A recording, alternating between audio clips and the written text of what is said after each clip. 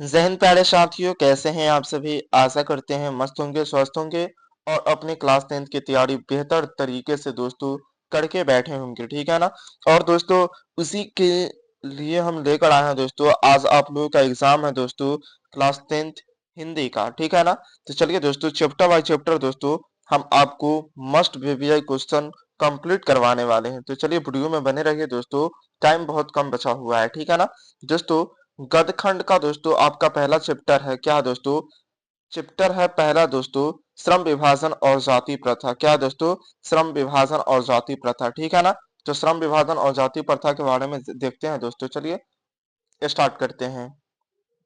दोस्तों आपका पहला सवाल है दोस्तों, क्या है सवाल की, भारत में बेरोजगारी का एक मुख्य और प्रत्यक्ष कारण क्या बनी हुई है, यह सवाल किया गया है। दोस्तों भारत में बेरोजगारी का एक प्रमुख व प्रत्यक्ष कारण क्या है दोस्तों, तो जाति प्रथा जो है दोस्तों, वह भारत में बेरोजगारी का मुख्य एवं प्रत्यक्ष कारण बनी हुई है, ठीक है ना। यानी ऑप्शन सी इसका राइट आंसर हो जाएगा। चलिए दोस्तों फटाफट से वीडियो को दोस्तों शेयर कर दें, और लाइक की संख्या कम दिख रही है दोस्तों, तो फटाफट से लाइक कर दे वीडियो को, है ना दोस्तों। चैनल पे नए हैं तो दोस्तों चैनल को सब्सक्राइब कर लीजिएगा। चलिए दोस्तों आगे बढ़ते हैं। दोस्तों अगर आपको बता दें दोस्तों, तो किताब से और व्याकरण से दोस्तों 50-50 क्वेश्चन दोस्तों आपको पूछा जाता है, ठीक है ना। जिसमें से दोस्तों हमने कल रात में दोस्तों 50 नंबर का दोस्तों तैयारी हमने करवा दिया था, ठीक है ना दोस्तों। तो अगर आप लोग वो भी वीडियो नहीं देखे हैं तो वहां से आप लोग देख सकते हैं, ठीक है ना। चलिए दोस्तों आगे बढ़ते हैं। दोस्तों अगला सवाल आपके स्क्रीन पे है दोस्तों कि आधुनिक सभ्य समाज श्रम विभाजन को आवश्यक क्यों मानते हैं। दोस्तों आधुनिक सभ्य समाज जो है दोस्तों वह श्रम विभाजन को दोस्तों आवश्यक क्यों मानते हैं, यह सवाल किया गया है। तो दोस्तों कार्य कुशलता के लिए दोस्तों आधुनिक सभ्य समाज जो है वह श्रम विभाजन को आवश्यक मानते हैं, ठीक है दोस्तों। चलिए आगे बढ़ते हैं, अगले सवाल की तरफ चलते हैं दोस्तों। अगला सवाल दोस्तों आपके स्क्रीन पे दिख रहा होगा दोस्तों, क्या है दोस्तों की श्रम विभाजन, क्या दोस्तों, श्रम विभाजन और जाति प्रथा पाठ बाबा साहेब भीमराव अम्बेडकर किस भाषण का संपादित अंश है। दोस्तों यह कहा गया है कि श्रम विभाजन और जाति प्रथा पाठ बाबा साहेब भीमराव अम्बेडकर के किस भाषण के संपादित अंश है। तो दोस्तों एनिहिलेशन ऑफ क्या कास्ट है, क्या ना दोस्तों, एनिहिलेशन ऑफ कास्ट के संपादित है, ठीक है ना दोस्तों। ऑप्शन सी इसका राइट आंसर हो जाएगा। चलिए दोस्तों आगे बढ़ते हैं, अगला सवाल की तरफ चलते हैं। दोस्तों आपका अगला सवाल है कि भारत में बेरोजगारी का मुख्य कारण क्या है दोस्तों। तो हमने बताया दोस्तों अभी अभी कि भारत में बेरोजगारी का मुख्य एवं प्रत्यक्ष कारण जाति प्रथा है, क्या दोस्तों, जाति प्रथा है। किसके द्वारा दोस्तों, तो भीमराव अम्बेडकर के द्वारा, ठीक है ना दोस्तों। चलिए आगे बढ़ते हैं दोस्तों। अगला सवाल है दोस्तों, यह सवाल दोस्तों आपको बहुत बार एग्जाम में पूछा जाता है, ठीक है ना दोस्तों। सवाल है कि बाबा साहेब भीमराव अम्बेडकर का जन्म दोस्तों कब हुआ था, यह सवाल किया गया है कि बाबा साहेब भीमराव अम्बेडकर का जन्म कब हुआ था दोस्तों। तो 14 अप्रैल 1891 ईस्वी को हुआ था। कब हुआ था दोस्तों, 14 अप्रैल 1891 ईस्वी को बाबा साहेब भीमराव अम्बेडकर का जन्म हुआ था, ठीक है ना दोस्तों। घबराना नहीं है दोस्तों, आपके क्लास 10 के एग्जाम में दोस्तों वही क्वेश्चन पूछा जाएगा जो हम आपको बताने वाले हैं, ठीक है ना। तो वीडियो में बने रहे दोस्तों एकदम विश्वास के साथ, ठीक है ना, क्योंकि यही सब क्वेश्चन दोस्तों आपके एग्जाम में देखने को मिलेंगे, ठीक है। दोस्तों आपका अगला सवाल है कि आदर्श समाज स्वतंत्रता समानता भ्रातृत्व पर आधारित होगा, किसने कहा था। दोस्तों आदर्श समाज जो है वह स्वतंत्रता समानता भ्रातृत्व पर आधारित होगा दोस्तों, यह किसने कहा था। तो दोस्तों यह बात भीमराव अंबेडकर ने कहा था, ठीक है ना दोस्तों। कौन कहा था दोस्तों, तो भीमराव अंबेडकर ने कहा था, यानी option B is right answer हो जाएगा, ठीक है। चलिए दोस्तों आगे बढ़ते हैं, अगले सवाल की तरफ चलते हैं। दोस्तों अगला सवाल आपके स्क्रीन पे दिख रहा होगा दोस्तों कि भारत में जाति प्रथा का मुख्य कारण क्या है दोस्तों। दोस्तों भारत में जाति प्रथा का मुख्य कारण क्या है, अभी अभी हमने बताया था दोस्तों कि भारत में जाति प्रथा का मुख्य कारण दोस्तों बेरोजगारी है, क्या दोस्तों, बेरोजगारी है, ठीक है ना। Option A is right answer हो जाएगा, ठीक है। चलिए दोस्तों आगे बढ़ते हैं, अगले सवाल की तरफ चलते हैं। अगला नंबर सवाल है दोस्तों कि मानव मुक्ति के पुरोधा किसे कहा गया है। दोस्तों मानव मुक्ति के पुरोधा किसे कहा गया है दोस्तों, तो भीमराव अंबेडकर को कहा गया है। किसको कहा गया दोस्तों, भीमराव अंबेडकर को कहा गया है, ठीक है ना। यानी option C is right answer हो जाएगा, ठीक है दोस्तों।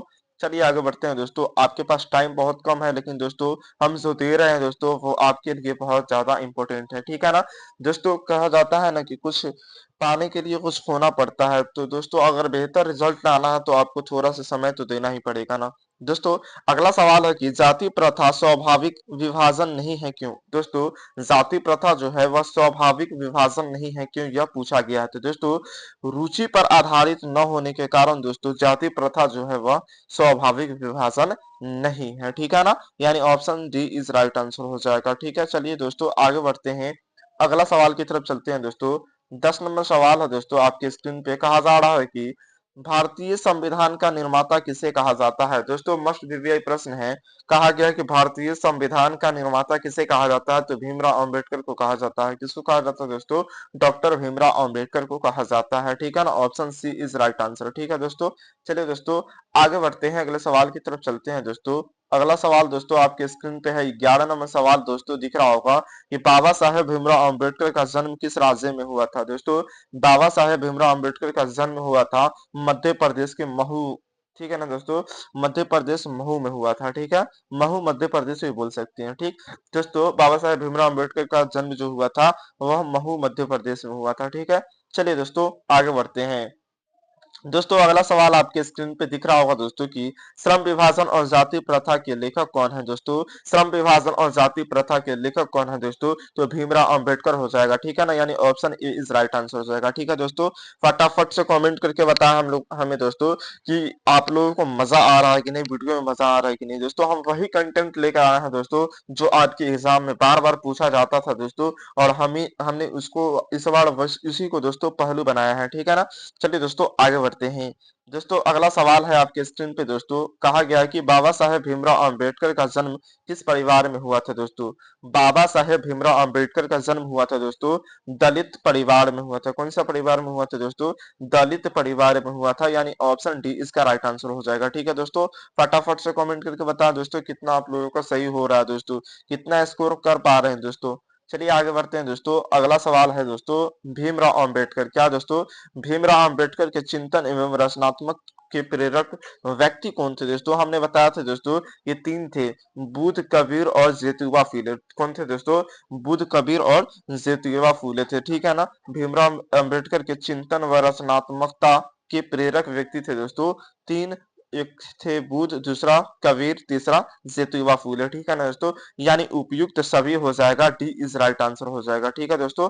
चलिए आगे बढ़ते हैं दोस्तों, अगले सवाल की तरफ चलते हैं।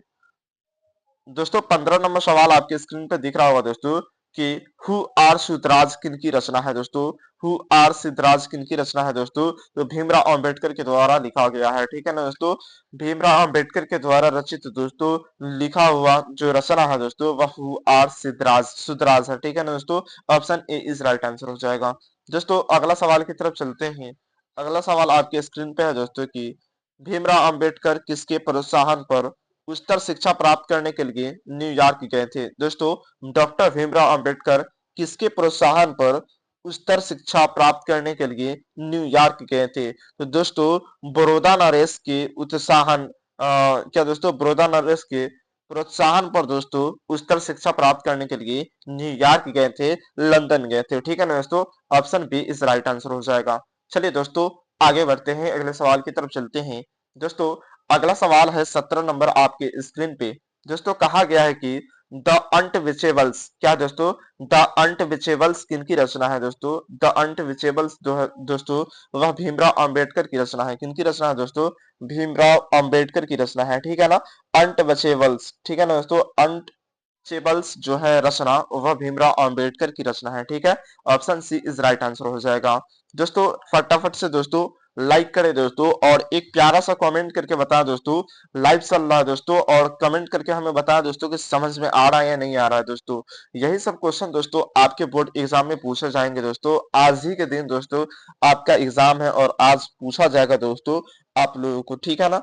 तो आप लोग तैयार रहिए दोस्तों, क्योंकि वही कंटेंट लेकर आए हैं जो आपके एग्जाम में दोस्तों बार बार पूछा जाता है, ठीक है।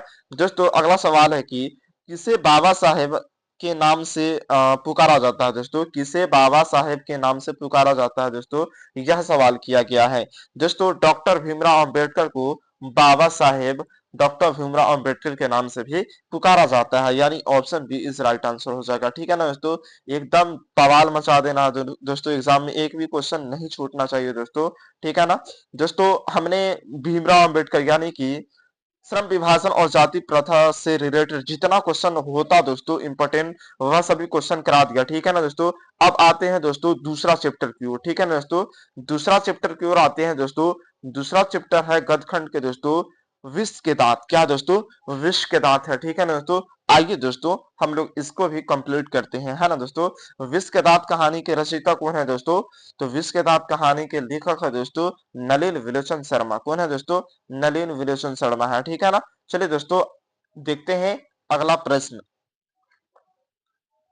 दोस्तों प्रश्न है कि किसके अनुसार सेनों ने दोस्तों सिद्धांतों को भी बदल दिया था। दोस्तों किसके अनुसार सेनों ने सिद्धांतों को भी बदल दिया था दोस्तों, तो खोखा के अनुसार दोस्तों लेखक जो थे ना, सॉरी दोस्तों, खोखा के अनुसार सेना जो थे ना दोस्तों, वह अपना सिद्धांतों को भी क्या कर दिए थे दोस्तों, तो बदल दिए थे। ठीक है ना दोस्तों, चलिए आगे बढ़ते हैं दोस्तों।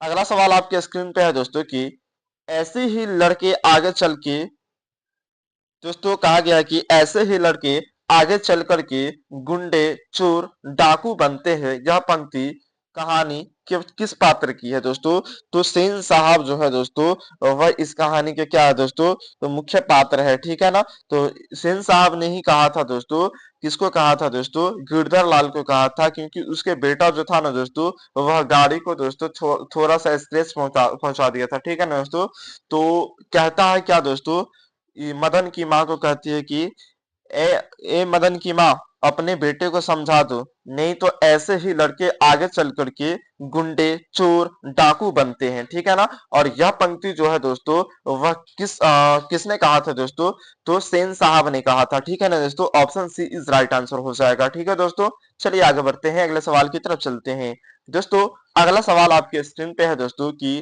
खोखा के दांत किसने तोड़ा। दोस्तों खोखा के दांत किसने तोड़ा, तो दोस्तों खोखा के दांत तोड़ा था मदन ने तोड़ा था। कौन तोड़ा था दोस्तों, मदन ने तोड़ा था, जो कि गिरधर लाल के बेटा था। ठीक है ना दोस्तों, गिरधर लाल के बेटा कौन था दोस्तों, मदन, और खोखा जो था दोस्तों, वह सेन साहब के बेटा था। किसका बेटा था दोस्तों, सेन साहब का बेटा था। ठीक है ना दोस्तों, चलिए दोस्तों एक एक कंसेप्ट दोस्तों हम क्लियर करते चल रहे हैं दोस्तों, तो आशा करते हैं आप लोगों को एग्जाम में कोई दिक्कत नहीं होनी चाहिए दोस्तों। अगला सवाल आपके स्क्रीन पे है कि नलिन विलोचन शर्मा का जन्म कब हुआ था। दोस्तों बहुत ही इंपॉर्टेंट क्वेश्चन है दोस्तों।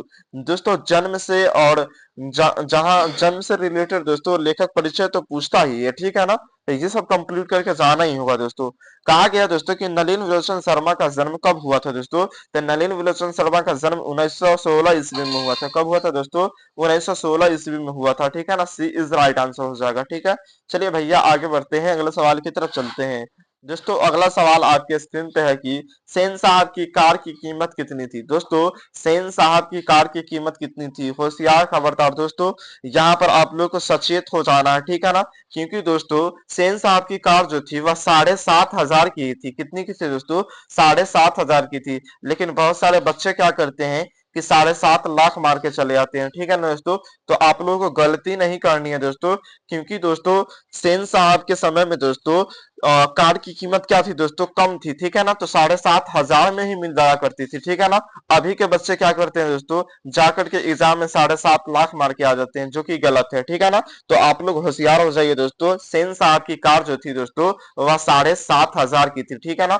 और ये क्वेश्चन बार बार दोस्तों आपके एग्जाम में देखने को मिलते हैं। ठीक है ना, आशा करते हैं इस बार भी दोस्तों यह सवाल रहे। ठीक है ना, चलिए आगे बढ़ते हैं दोस्तों, अगले सवाल की तरफ चलते हैं दोस्तों। अगला सवाल आपके स्क्रीन पे कह रहा है दोस्तों कि सेन साहब की आंखों का तारा कौन है। दोस्तों सेन साहब की आंखों का तारा दोस्तों पूछा गया है कि आखिर कौन है दोस्तों, तो खोखा जो है दोस्तों वह सेन साहब की आंखों का तारा है, यानी कि option B is right answer हो जाएगा। ठीक है दोस्तों, चलिए दोस्तों आगे बढ़ते हैं, अगले सवाल की तरफ चलते हैं दोस्तों। अगला सवाल आपके स्क्रीन पे है कि मोटर को कोई खतरा हो सकता है। भाई मोटर को कोई खतरा हो सकता है किससे, तो खोखा से हो सकता है। किससे दोस्तों, खोखा से मोटर का खतरा हो सकता है। ठीक है ना, खोखा कौन है दोस्तों, तो सेन साहब की बेटा है। ठीक है, चलिए आगे बढ़ते हैं दोस्तों। दोस्तों अगला सवाल आपके स्क्रीन पे है कि विष के दांत कहानी के रचयिता कौन है। दोस्तों विष के दांत कहानी है, क्या दोस्तों, कहानी है। और इसके रचयिता का बात किया जाए तो हमने अभी भी बताया था दोस्तों कि विष के दांत कहानी के रचयिता जो है वह नलिन विलोचन शर्मा है। कौन है दोस्तों, नलिन विलोचन शर्मा है। Option B is right answer हो जाएगा। ठीक है, चलिए भैया आगे बढ़ते हैं, अगला नंबर सवाल की तरफ चलते हैं। अगला सवाल है कि सीमा रजनी आलो शेफाली आरती, दोस्तों सीमा रजनी आलो शेफाली आरती पोलो किसकी बहनें हैं। दोस्तों यानी कि सभी जो है सीमा रजनी आलो शेफाली आरती जो है वह किसकी बहनें हैं। दोस्तों बहुत एग्जामिनर है दोस्तों, क्वेश्चन को घुमा फिरा कर पूछ देता है, बेटी नहीं पूछ करके बहन पूछ दिया है दोस्तों। तो खोखा की बहन थी, किसकी बहन थी दोस्तों, खोखा की बहन थी। ठीक है ना दोस्तों, चलिए दोस्तों आगे बढ़ते हैं, अगले सवाल की तरफ चलते हैं। दोस्तों अगला सवाल आपके स्क्रीन पे है दोस्तों, कहा गया है कि मैं तो खोखा को इंजीनियर बनाने जा रहा हूं। दोस्तों मैं तो खोखा को इंजीनियर बनाने जा रहा हूं, यह कथन किसकी है दोस्तों, यह कथन किसकी है। तो दोस्तों सेन साहब की है। किसकी है दोस्तों, सेन साहब की है। Option A is right answer हो जाएगा। ठीक है ना, मैं तो खोखा को इंजीनियर बनाने जा रहा हूं, यह कथन किसकी है दोस्तों, तो सेन साहब की है। ठीक है, option A is right answer हो जाएगा। दोस्तों अगला सवाल है आपके स्क्रीन पे दोस्तों कि विष के दांत, क्या दोस्तों, बहुत ही मस्ट बीबीआई सवाल है दोस्तों। विष के दांत शीर्षक पाठ की विधा है दोस्तों, कौन सी विधा है दोस्तों, तो कहानी है। हमने अभी बताया दोस्तों कि विष के दांत क्या है दोस्तों, कहानी है। लेकिन इसको घुमा करके पूछ दिया गया है कि विष के दांत शीर्षक पाठ की विधा है दोस्तों। तो विष के दांत शीर्षक पाठ की विधा कहानी है, क्या दोस्तों, कहानी है। ठीक है ना, याद रखना है दोस्तों, ध्यान में रखना है।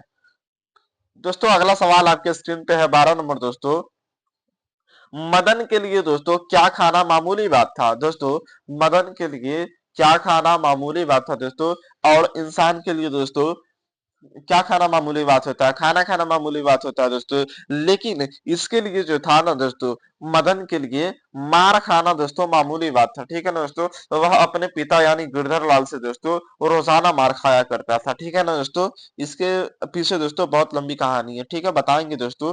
चलिए आगे बढ़ते हैं दोस्तों, अगला सवाल आपके स्क्रीन पे दिख रहा होगा दोस्तों। 13 नंबर सवाल दोस्तों बहुत ही मस्ट बीबीआई सवाल है दोस्तों। कहा गया है कि नलिन विलोचन शर्मा के द्वारा दोस्तों लिखित कहानी निम्न में से कौन सी है। दोस्तों नलिन विलोचन शर्मा के द्वारा लिखित कहानी दोस्तों इनमें से कौन सी है, तो विष के दांत जो है दोस्तों, जो कि अभी पढ़ रहे हैं दोस्तों, वह नलिन विलोचन शर्मा के द्वारा ही रचित है। ठीक है ना, यानी option C is right answer हो जाएगा। चलिए दोस्तों आगे बढ़ते हैं, अगला सवाल आपके स्क्रीन पे है दोस्तों कि सेन साहब की पांचों लड़कियां कैसी थी। दोस्तों सेन साहब की पांचों लड़कियां के बारे में पूछा गया है दोस्तों, कि सेन साहब की पांचों लड़कियां थी दोस्तों, वह सुशील थी। कैसी थी दोस्तों, सुशील थी, सुंदर एवं सुशील थी। ठीक है ना, option D is right answer हो जाएगा। ठीक है, और दोस्तों किसके समान थी, तो कठपुतली के समान थी। ठीक है ना दोस्तों, अपने पिता के इशारों पे चलती थी। चलिए दोस्तों आगे बढ़ते हैं, अगला सवाल की तरफ चलते हैं दोस्तों। अगला सवाल है दोस्तों की विष के दांत शीर्षक पाठ की किस संग्रह कहानी जो है दोस्तों, विष के दांत शीर्षक पाठ कहानी जो है वह किस संग्रह से लिया गया है दोस्तों, तो विष के दांत तथा अन्य कहानियों से संकलित है। ठीक है ना दोस्तों, यानी अन्य कहानियों से भी लिया गया है। ठीक है ना, चलिए आगे बढ़ते हैं दोस्तों, अगला सवाल है दोस्तों आपके स्क्रीन पे की क्या दोस्तों, वाकिफ शब्द का अर्थ क्या होता है दोस्तों, वाकिफ शब्द का अर्थ होता है दोस्तों परिचय। क्या दोस्तों,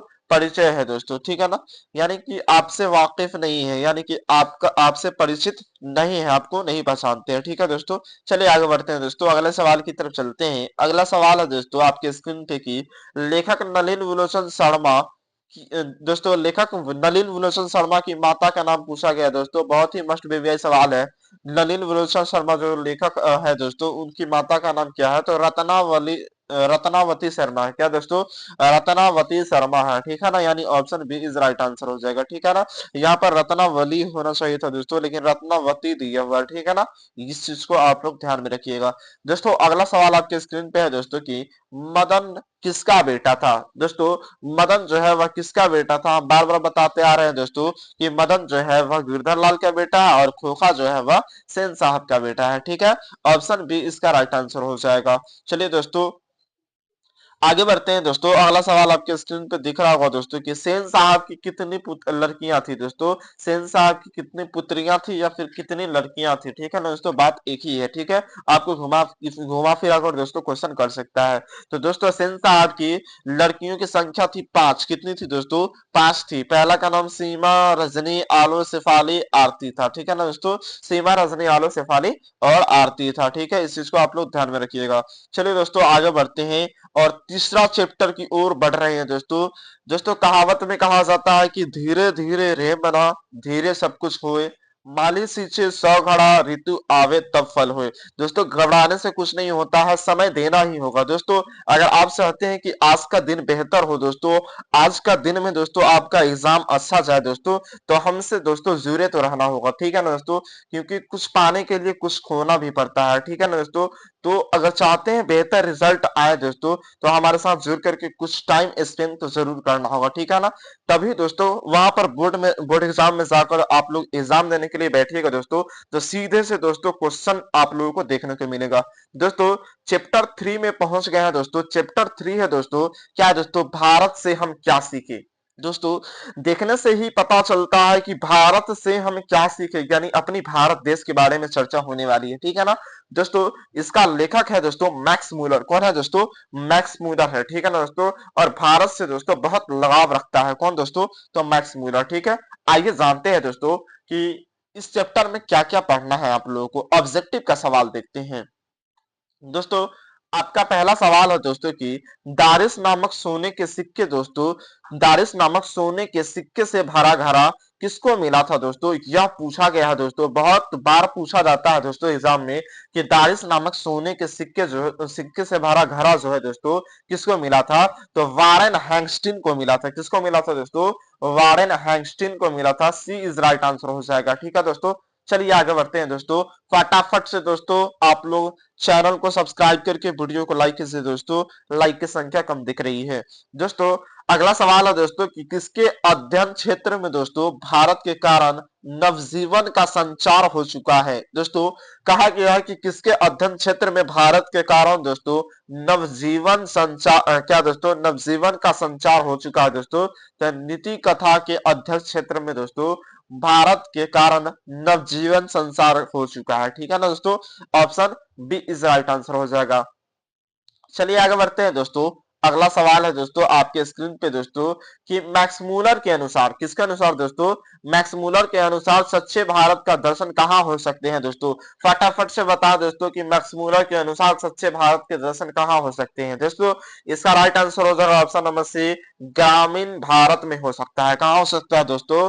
ग्रामीण भारत में हो सकता है। किसके अनुसार? तो मैक्स मूलर के अनुसार सच्चे भारत के दर्शन दोस्तों ग्रामीण क्षेत्र में हो सकते हैं, ठीक है ना। Option C is right answer हो जाएगा। चलिए दोस्तों आगे बढ़ते हैं, अगले सवाल की तरफ चलते हैं दोस्तों। अगला सवाल आपके स्क्रीन पे है दोस्तों कि भारत से हम क्या सीखे दोस्तों। क्या दोस्तों? भारत से हम क्या सीखे किसके द्वारा लिखा हुआ? नहीं नहीं दोस्तों, पूछा गया कि भारत से हम क्या सीखे, यह क्या है दोस्तों?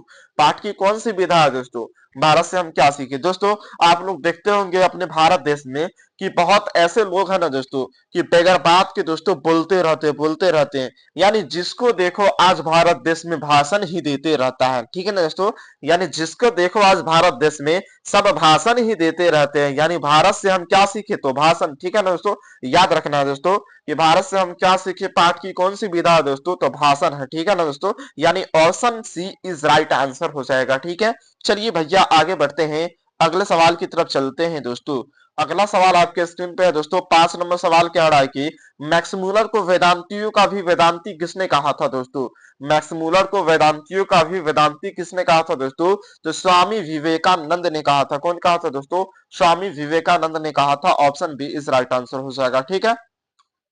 चलिए दोस्तों आगे बढ़ते हैं, अगले सवाल की तरफ चलते हैं दोस्तों। छठा नंबर सवाल आपके स्क्रीन पे दिख रहा होगा दोस्तों। क्या है दोस्तों कि प्लेटो और कांट, क्या दोस्तों? प्लेटो और कांट कांट थे दोस्तों महान, क्या थे दोस्तों? तो महान दार्शनिक थे दोस्तों। प्लेटो और कांट क्या थे दोस्तों? तो महान दार्शनिक थे, ठीक है ना। यानी option B is right answer हो जाएगा। चलिए दोस्तों आगे बढ़ते हैं दोस्तों, अगले सवाल की तरफ चलते हैं दोस्तों। अगला सवाल आपके स्क्रीन पे दिख रहा होगा दोस्तों कि किस गवर्नर जनरल के समय 172 दारिस नामक सोने के सिक्के से भरा घड़ा मिला था दोस्तों? बहुत ही मस्ट वीवीआई सवाल है दोस्तों कि किस गवर्नर जनरल के समय दोस्तों, किस गवर्नर जनरल के समय 172 दारिस नामक सोने से भरा घड़ा मिला था दोस्तों। तो वारेन हैंगस्टीन गवर्नर जनरल के समय दोस्तों 172 दारिस नामक सोने से भरा घड़ा मिला था। ठीक है दोस्तों, चलिए आगे बढ़ते हैं दोस्तों, अगले सवाल की तरफ चलते हैं। दोस्तों अगला सवाल आपके स्क्रीन पे है दोस्तों। क्या सवाल दोस्तों कि हितोप का, क्या दोस्तों, हितोप देश का जर्मन भाषा में अनुवाद किसने किया था दोस्तों।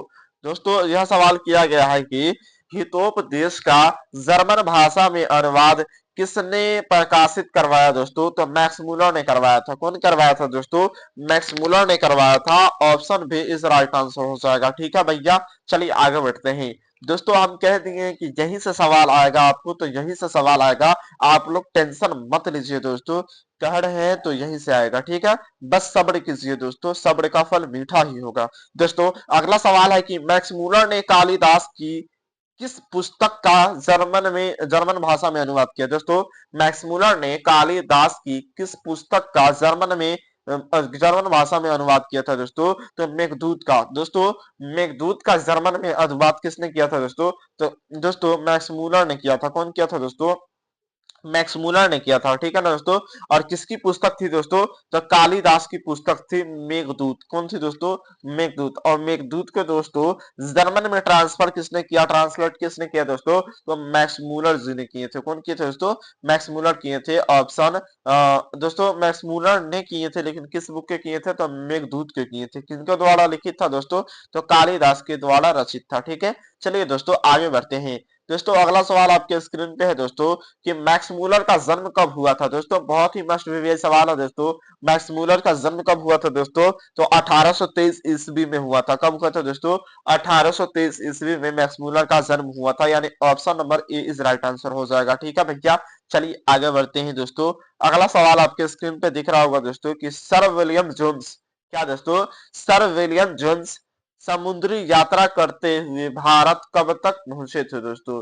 सर विलियम जोन्स है जो दोस्तों समुद्री यात्रा करते हुए दोस्तों भारत कब पहुंचे थे, तो 1783 ईस्वी में पहुंचे थे। कब पहुंचे थे दोस्तों, 1783 ईस्वी में पहुंचे थे। ठीक है ना दोस्तों, उम्मीद करते हैं दोस्तों कि लगभग लगभग दोस्तों क्वेश्चन आप लोगों को दोस्तों सही में दोस्तों समझ में आया होगा दोस्तों, और आता रहा होगा पहले से यह सवाल। ठीक है ना दोस्तों, कितना सही हुआ दोस्तों तीनों चैप्टर में से हमें कमेंट करके जरूर बताएं।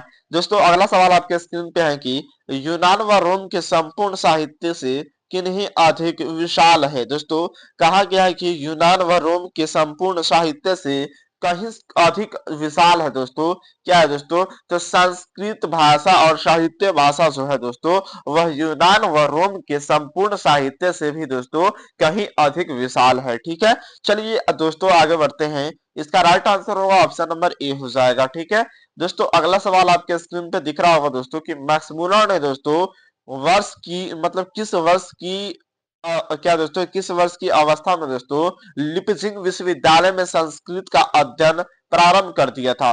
दोस्तों मैक्स मूलर ने किस अवस्था में, यानी कितने वर्ष की उम्र में दोस्तों लिपजिंग विश्वविद्यालय में संस्कृत का अध्ययन प्रारंभ किए थे, यानी कि संस्कृत पढ़ना शुरू कर दिए थे। तो 18 साल की उम्र में दोस्तों मैक्स मूलर जो थे वह लिपजिंग विश्वविद्यालय में संस्कृत पढ़ना प्रारंभ किए थे, यानी शुरू कर दिए थे। कितने वर्ष में दोस्तों, 18 वर्ष में। ठीक है दोस्तों, अगला सवाल आपके स्क्रीन पे है दोस्तों कि स्वामी विवेकानंद ने वेदांतियों का भी वेदांती किसे कहा है दोस्तों।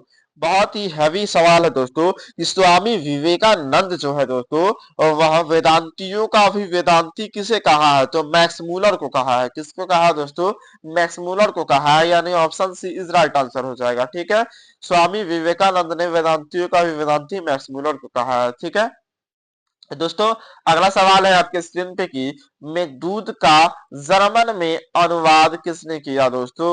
मेघदूत का दोस्तों जर्मन में अनुवाद हमने बताया था दोस्तों कि मेघदूत जो है दोस्तों वह कालिदास को द्वारा लिखा हुआ है। ठीक है ना दोस्तों, अब मेघदूत को जर्मन में अनुवाद करने वाला शख्स का नाम है मैक्स मूलर। क्या दोस्तों, मैक्स मूलर है। ठीक है ना, इसीलिए दोस्तों आज हम लोग दोस्तों मेघदूत जो है दोस्तों सब्जेक्ट उसको जर्मन में पढ़ने को मिलता है, ठीक है ना। अगर हम लोगों को जर्मन आती तो हम लोग भी उसमें पढ़ सकते थे, ठीक है दोस्तों। चलिए आगे बढ़ते हैं। 16 नंबर सवाल है दोस्तों आपके स्क्रीन पे। कह रहा है दोस्तों कि मैक्स मूलर का जन्म जो है ना दोस्तों, वह आधुनिक जर्मन की किस नगर में हुआ था दोस्तों। मैक्स मूलर का जन्म जो है दोस्तों आधुनिक जर्मन की किस दोस्तों किस नगर में हुआ था, तो डेसाउ नगर में हुआ था। कहाँ हुआ था दोस्तों, डेसाउ नगर में हुआ था, ठीक है दोस्तों। चलिए आगे बढ़ते हैं दोस्तों, अगले सवाल की तरफ चलते हैं दोस्तों। अगला सवाल आपके स्क्रीन पे है दोस्तों कि भारत भारत की भूमिका दोस्तों, भारत किसकी भूमि है दोस्तों। यह सवाल किया गया है कि भारत किसकी भूमि है दोस्तों। तो भारत जो है वह ब्राह्मण व वैदिक धर्म की भूमि है दोस्तों। ब्राह्मण व वैदिक धर्म की भूमि है। किसकी भूमि है दोस्तों, तो ब्राह्मण या फिर वैदिक धर्म की भूमि क्या है दोस्तों, तो भारत है, ठीक है। चलिए दोस्तों आगे बढ़ते हैं, अगले सवाल की तरफ चलते हैं दोस्तों। अगला सवाल आपके स्क्रीन पे है दोस्तों कि वाराणसी के पास दारिस नामक सोने के सिक्के से भरा घड़ा दोस्तों किसे मिला था। दोस्तों बार बार यह सवाल आपको रिपीट कर रहे हैं दोस्तों, क्योंकि आपके बोर्ड एग्जाम में बार बार पूछा जाता है, ठीक है दोस्तों। तो वाराणसी दोस्तों, वाराणसी वाराणसी कहाँ पड़ता है दोस्तों, फटाफट से कमेंट करके बताओ दोस्तों, ये वाराणसी कहाँ पड़ता है, ठीक है दोस्तों। तो वाराणसी है जो दोस्तों वह उत्तर प्रदेश में पड़ता है। कहाँ पड़ता है दोस्तों, उत्तर प्रदेश में पड़ता है, ठीक है ना दोस्तों। दोस्तों वाराणसी के पास दारिस नामक सोने के सिक्के से भरा घड़ा दोस्तों वारेन हैंगस्टीन को मिला था। किसको मिला था दोस्तों, वारेन हैंगस्टीन को मिला था, जो गवर्नर जनरल था भारत का, ठीक है दोस्तों। Option C is right answer हो जाएगा, ठीक है। चलिए दोस्तों आगे बढ़ते हैं, अगले सवाल की तरफ चलते हैं दोस्तों। अगला सवाल आपके स्क्रीन पे है दोस्तों, क्या दोस्तों कि पतन मानव का अर्थ क्या होता है दोस्तों। पतन मानव का अर्थ क्या होता है, पतन मानव का अर्थ क्या होता है दोस्तों, तो प्राचीन मानव होता है। क्या होता है दोस्तों, प्राचीन मानव होता है। Option D is right answer हो जाएगा। चलिए दोस्तों आगे बढ़ते हैं, अगले सवाल की तरफ चलते हैं दोस्तों। अगला सवाल आपके स्क्रीन पे है दोस्तों कि निर्वंश विधा का संबंध किससे है दोस्तों। तो निर्वंश विधा का संबंध है दोस्तों मानव विज्ञान से। किससे है दोस्तों, मानव विज्ञान से है, ठीक है ना। यानी option B is right answer हो जाएगा, ठीक है। चलिए दोस्तों आगे बढ़ते हैं, अगले सवाल की तरफ चलते हैं दोस्तों। अगला सवाल आपके स्क्रीन पे है दोस्तों कि हॉकर्स क्या था दोस्तों। हॉकर्स क्या थे दोस्तों, तो हॉकर्स जो थे दोस्तों वह वनस्पति वैज्ञानिक थे। क्या थे दोस्तों, वनस्पति वैज्ञानिक थे। डी इज राइट आंसर हो जाएगा। चलिए दोस्तों आगे बढ़ते हैं, फटाफट से कमेंट करें दोस्तों, फटाफट से कमेंट करके बताएं कि कितना आंसर सही हुआ दोस्तों अभी तक आप लोगों का, ठीक है ना। अब एग्जाम का कुछ ही समय बच गया है दोस्तों, तो आप लोग एकदम रेडी होकर के जाइएगा दोस्तों। कोई दिक्कत परेशानी कष्ट पीड़ा तकलीफ नहीं होनी चाहिए, ठीक है ना। दोस्तों अगला सवाल है कि दोस्तों कितने वर्ष की उम्र में दोस्तों लिपजिंग अध्ययन आरंभ कर दिया गया था। दोस्तों कितने वर्ष की उम्र में लिपजिंग अध्ययन आरंभ कर दिया विश्वविद्यालय में मैक्स मूलर ने संस्कृत का। दोस्तों बहुत घुमा फिरा कर क्वेश्चन पूछा गया है दोस्तों कि कितने वर्ष की उम्र में दोस्तों लिपजिंग क्या दोस्तों लिपजिंग अध्ययन आरंभ कर दिया गया था। घुमा फिरा कर पूछा गया है लेकिन फंसना नहीं है दोस्तों। यानी यही कहा गया है कि मैक्स मूलर ने कितने वर्ष की उम्र में क्या दोस्तों लिपजिंग विश्वविद्यालय में दोस्तों संस्कृत पढ़ना आरंभ कर दिया था दोस्तों। तो 18 वर्ष की उम्र में दोस्तों मैक्स मूलर ने संस्कृत पढ़ना दोस्तों आरंभ कर दिया था, ठीक है। चलिए दोस्तों आगे बढ़ते हैं, अगले सवाल की तरफ चलते हैं दोस्तों। 23 नंबर सवाल आपके स्क्रीन पे दिख रहा होगा दोस्तों कि मैक्स मूलर ने दोस्तों सर्वविध संपदा प्राकृतिक सौंदर्य से परिपूर्ण किस देश को माना है दोस्तों। मैक्स मूलर ने सर्वविध संपदा और प्राकृतिक सौंदर्य से परिपूर्ण देश किसको माना है दोस्तों, तो भारत को माना है। किसको माना है दोस्तों, भारत को माना है, यानी option C is right answer हो जाएगा, ठीक है दोस्तों। चलिए दोस्तों आगे बढ़ते हैं, अगले सवाल की तरफ चलते हैं दोस्तों। यहाँ पर होता है आपका चैप्टर 3 द एंड होता है, ठीक है ना दोस्तों। यानी कि भारत से हम क्या सीखे, द एंड होता है, ठीक है। चलिए दोस्तों जितना क्वेश्चन होना चाहिए था दोस्तों उससे ज्यादा क्वेश्चन हमने करा दिया है, ठीक है दोस्तों। अब आता है दोस्तों आपका चौथा चैप्टर, ठीक है दोस्तों। चौथा चैप्टर से दोस्तों आपको क्वेश्चन देखने को मिलेंगे बहुत ज्यादा, ठीक है दोस्तों। चौथा चैप्टर है आपका क्या दोस्तों, तो नाखून क्यों बढ़ते हैं दोस्तों। क्या चैप्टर का नाम दोस्तों, नाखून क्यों बढ़ते हैं। आइए जानते हैं दोस्तों और क्वेश्चन आंसर देखने की प्रयास करते हैं दोस्तों। आपका चौथा चैप्टर का पहला सवाल है दोस्तों कि लेखक के अनुसार मनुष्य के नाखून किसके क्या दोस्तों जीवंत प्रतीक है दोस्तों। यानी कि नाखून क्यों बढ़ते हैं का पहला चैप्टर है दोस्तों। ये लेखक के अनुसार मनुष्य के नाखून किसके जीवंत प्रतीक है दोस्तों। तो पार्श्वी वृत्ति के प्रतीक है, ठीक है ना दोस्तों। नाखून जो है दोस्तों वह पार्श्वी वृत्ति के प्रतीक है, यानी कि ऑप्शन सी इस राइट आंसर हो जाएगा, ठीक है। चलिए दोस्तों आगे बढ़ते हैं, अगले सवाल की तरफ चलते हैं। दोस्तों अगला सवाल आपके स्क्रीन पे है कि ललित निबंध क्या दोस्तों, ललित निबंध है दोस्तों। तो ललित निबंध क्या है दोस्तों, नाखून क्यों बढ़ते हैं, ठीक है ना। नाखून क्यों बढ़ते हैं दोस्तों, ललित निबंध है, ठीक है। चलिए दोस्तों आगे बढ़ते हैं, अगले सवाल की तरफ चलते हैं दोस्तों। बहुत सारा सवाल अभी करना है दोस्तों जो आपके एग्जाम में लड़ने वाला है, ठीक है दोस्तों। डायरेक्टली प्रोपोर्शनल फाइट करेगा, ठीक है दोस्तों। सवाल है कि हजारी प्रसाद द्विवेदी द्वारा रचित पाठ कौन सी है दोस्तों। यानी कि हजारी प्रसाद द्विवेदी द्वारा रचित पाठ जो है दोस्तों वह नाखून क्यों बढ़ते हैं, कौन है दोस्तों, नाखून क्यों बढ़ते हैं, यानी option A is right answer हो जाएगा, ठीक है दोस्तों। चलिए आगे बढ़ते हैं दोस्तों, अगले सवाल की तरफ चलते हैं। अगला सवाल आपके स्क्रीन पे दिख रहा होगा दोस्तों, क्या है दोस्तों की नाखून प्रतीक है दोस्तों। नाखून प्रतीक किसका है दोस्तों, नाखून जो है वह किसका निशानी है, तो पार्श्व वृत्ति का निशानी है, किसका है दोस्तों, पार्श्व वृत्ति का निशानी है, प्रतीक है, ठीक है। Option A is right answer हो जाएगा। चलिए दोस्तों आगे बढ़ते हैं, फटाफट से दोस्तों आगे बढ़ते हैं। और कितना आंसर सही हो रहा है दोस्तों हमें कमेंट करके बताते रहिए आप लोग, ठीक है ना। दोस्तों अगला सवाल है कि दधीची की हड्डी से बना दोस्तों था क्या है दोस्तों, दधीची की हड्डी से बना हुआ क्या था दोस्तों, तो इंद्र का ब्रज। इंद्र का ब्रज जो है दोस्तों वह किससे बना हुआ था, तो दधीची की हड्डी से, ठीक है ना दोस्तों। दधीची की हड्डी से इंद्र का ब्रज बना हुआ था, ठीक है, यानी option A is right answer हो जाएगा। चलिए दोस्तों आगे बढ़ते हैं दोस्तों, अगले सवाल की तरफ चलते हैं। अगला सवाल आपके स्क्रीन पे कह रहा है दोस्तों की किसने कहा था कि सब पुराने अच्छे नहीं होते दोस्तों, कि सब पुराने अच्छे नहीं होते, सब नए खराब नहीं होते, किसने कहा था दोस्तों, कालिदास ने कहा था दोस्तों। कौन कहा था, कालिदास ने कहा था, option D number right answer हो जाएगा। यही कहा था दोस्तों कालिदास ने कि सब पुराने अच्छे नहीं होते हैं और सब नए खराब नहीं होते हैं, ठीक है ना। Option D is right answer. चलिए दोस्तों आगे बढ़ते हैं, अगले सवाल की तरफ चलते हैं दोस्तों। अगला सवाल आपके स्क्रीन पे दिख रहा होगा दोस्तों की क्या दोस्तों, द्विवेदी जी यानी कि हजारी प्रसाद द्विवेदी जी से दोस्तों पूछा था दोस्तों, किसने पूछा था कि नाखून क्यों बढ़ते हैं दोस्तों। हजारी प्रसाद द्विवेदी जी से यह प्रश्न किसने पूछा था कि नाखून क्यों बढ़ते हैं, तो दोस्तों हजारी प्रसाद द्विवेदी की बेटी जो थी, वह लड़की जो थी, वह उससे पूछती थी, क्या पूछती थी कि पापा पापा नाखून क्यों बढ़ते हैं। तो दोस्तों बच्चा होता है, बच्चा के माइंड में बहुत सारा बात चलते रहते हैं, ठीक है ना। वह कुछ भी पूछ देता है, जैसे में अगर एक कोई खरगोश है दोस्तों, अगर खरगोश जा रहा है तो पूछ देगा पापा यह क्या है, यह कैसे आया, यह क्या करता है, मतलब बहुत सारे माइंड में उसका सवाल उत्पन्न होते रहता है, ठीक है। चलिए दोस्तों आगे बढ़ते हैं, अगले सवाल की तरफ चलते हैं। आशा करते हैं दोस्तों आप लोगों को समझ में आ रहा होगा दोस्तों। अगला सवाल आपके स्क्रीन पे है दोस्तों कि पुराने का मोह सब समय वांछनीय ही नहीं होता है, यानी कि पुराने का मोह जो होता है दोस्तों वह सब समय वांछनीय ही नहीं होता है।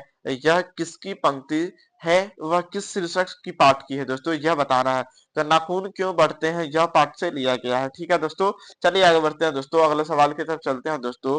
अगला सवाल आपके स्क्रीन पे दिख रहा होगा दोस्तों, बहुत ही मस्त बीबीआई सवाल है दोस्तों, चलिए देखते हैं दोस्तों। अगला सवाल है कि किस देश के लोग बड़े बड़े नख पसंद करते हैं दोस्तों। यहाँ नख शब्द जो है ना वह एक नया आ गया है, ठीक है ना दोस्तों।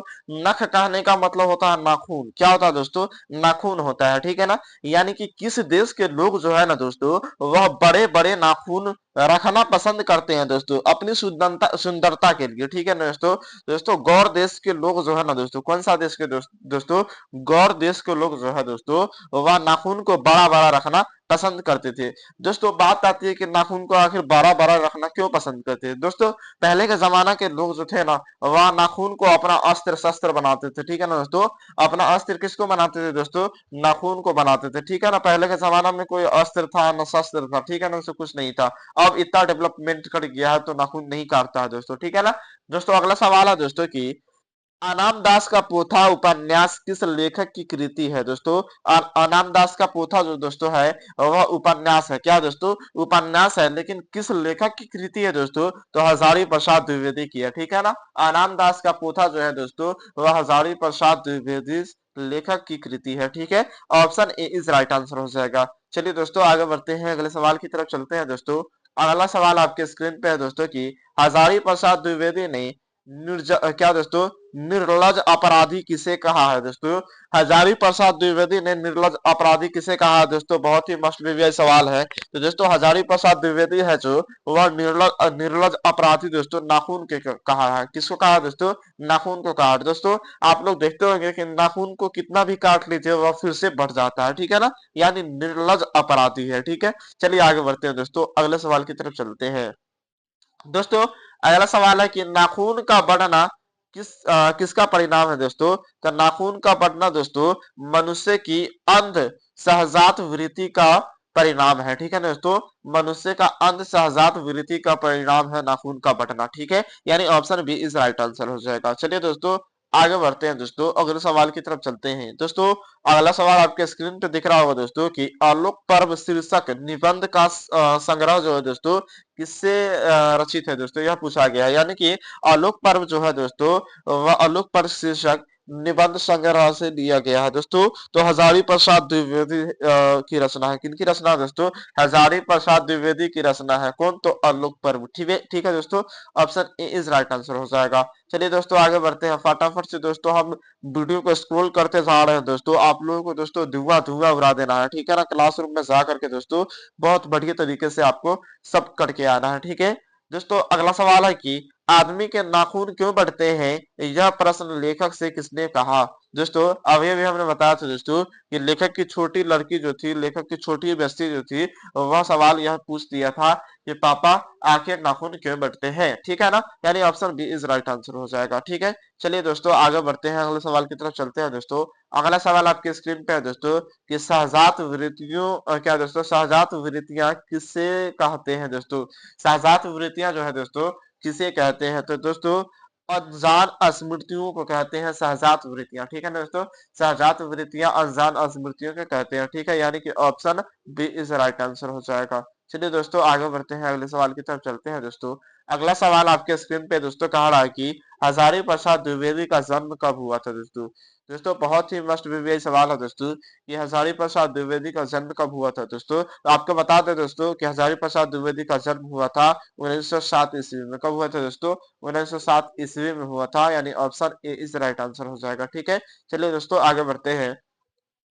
अगला सवाल आपके स्क्रीन पे है दोस्तों, क्या है कि लेखक हजारी प्रसाद द्विवेदी ने दोस्तों दैनीन जीवन, क्या दोस्तों दैनीन जीवन किसे कहा है दोस्तों। लेखक हजारी प्रसाद द्विवेदी ने दैनीन क्या दोस्तों दैनीय जीवन किसे कहा है, तो अल्पज्ञ पिता को कहा है। किसको कहा दोस्तों, अल्पज्ञ पिता को, यानी कि कम पढ़ा हुआ पिता को कहा है। क्या कहा है, तो क्या दोस्तों दयनीय जीव कहा है। क्या कहा दोस्तों, दयनीय जीव कहा है, ठीक है ना, यानी option A is right answer हो जाएगा। चलिए दोस्तों आगे बढ़ते हैं, अगले सवाल की तरफ चलते हैं दोस्तों। अगला सवाल आपके स्क्रीन पे है कि नाखून का बढ़ना, किसका बढ़ना दोस्तों, नाखून का बढ़ना दोस्तों मनुष्य की किस वृत्ति का परिणाम है दोस्तों। अब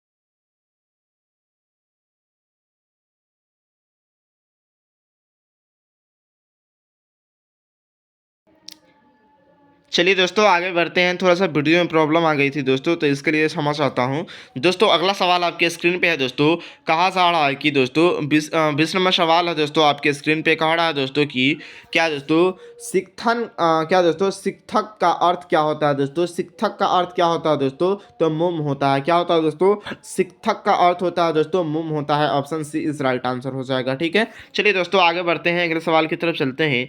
अगला सवाल आपके स्क्रीन पे है दोस्तों, कहा जा रहा है दोस्तों कि आचार्य हजारी प्रसाद द्विवेदी को उनकी किस रचना पर दोस्तों साहित्य अकादमी का पुरस्कार प्राप्त हुआ था दोस्तों? यानी कि आचार्य हजारी प्रसाद द्विवेदी जो द्विवेदी जी है दोस्तों, उनको किस रचना पर दोस्तों साहित्य अकादमी का पुरस्कार दिया गया था दोस्तों? तो आलोक पर्व पे दिया गया था। कौन पर्व पे दोस्तों?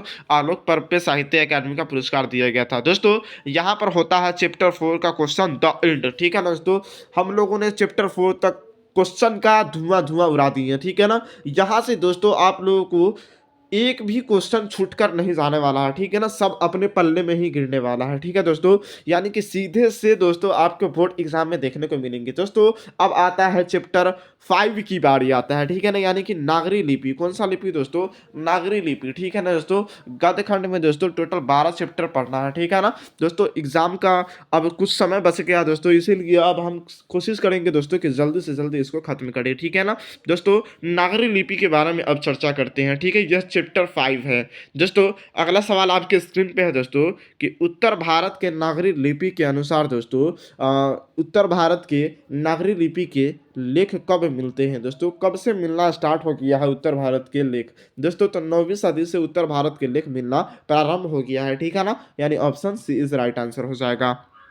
चलिए दोस्तों आगे बढ़ते हैं, अगले सवाल की तरफ चलते हैं दोस्तों। दूसरा नंबर सवाल आपके स्क्रीन पे है कि नागरी लिपि के आरंभिक लेख हमें क्या मिले दोस्तों? यानी नागरी लिपि के आरंभिक लेख से हमें क्या मिलते हैं दोस्तों? दोस्तों कहा गया है कि नागरी लिपि के आरंभिक लेख हमें कहाँ से मिले, यह सवाल है दोस्तों। तो दक्षिणी भारत से मिले थे। कहाँ से मिले थे दोस्तों? दक्षिणी भारत से मिले थे। Option C is right answer होगा दोस्तों। अगला सवाल आपके स्क्रीन पे है दोस्तों कि बेतना क्या है दोस्तों? बेतमा दान पत्र किस समय का है दोस्तों? तो बेतमा दान पत्र जो है दोस्तों 1020 ईस्वी का है। कब का है दोस्तों? 1020 ईस्वी का है, ठीक है।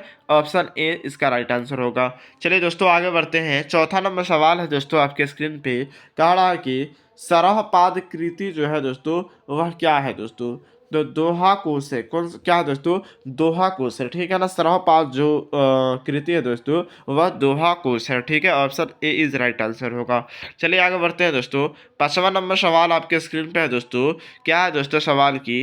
12वीं सदी के केरल के शासकों के सिक्कों पर दोस्तों, यानी 12वीं सदी के केरल के शासकों के सिक्के पर दोस्तों वीर केलस्य जैसे शब्द डॉट डॉट डॉट लिपि में अंकित है। तो किस लिपि में अंकित है दोस्तों? तो देवनागरी लिपि में अंकित है, ठीक है ना दोस्तों। देवनागरी लिपि में लिखा हुआ है। 12वीं सदी के बाद दोस्तों क्या दोस्तों केरल के सिक्कों पर जो शब्द लिखा हुआ है वह कौन सा लिपि में लिखा हुआ है? तो नागरी लिपि में लिखा हुआ है, ठीक है ना।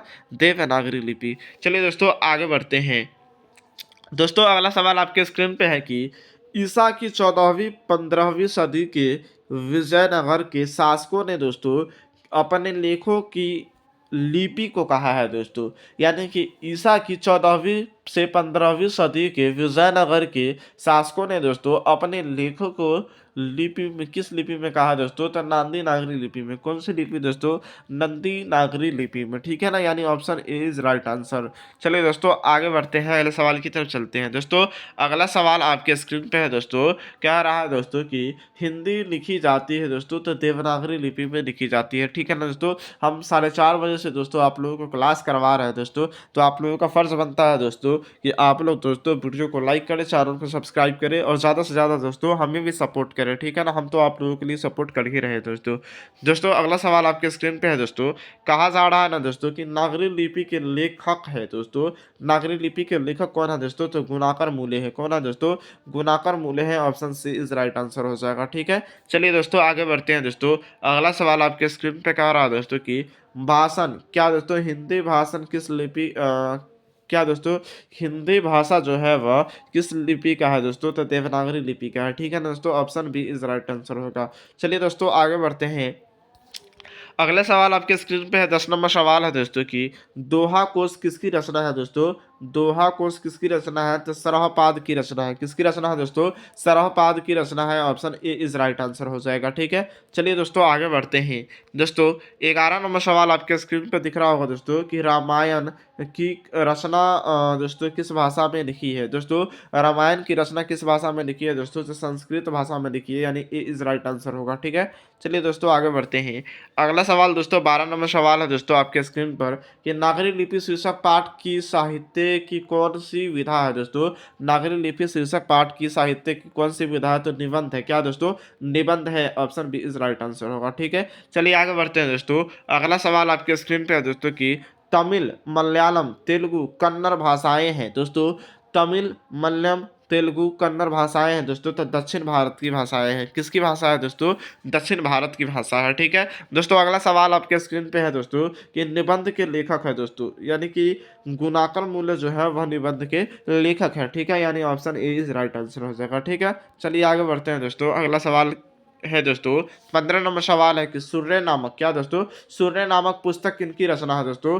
सूर्य नामक पुस्तक किनकी रचना है, तो गुणाकर मूल्य जी की रचना है। किनकी रचना है दोस्तों, गुणाकर मूल्य जी की रचना। Option C is right answer होगा। ठीक है, चलिए दोस्तों आगे बढ़ते हैं, अगला सवाल की तरफ चलते हैं दोस्तों।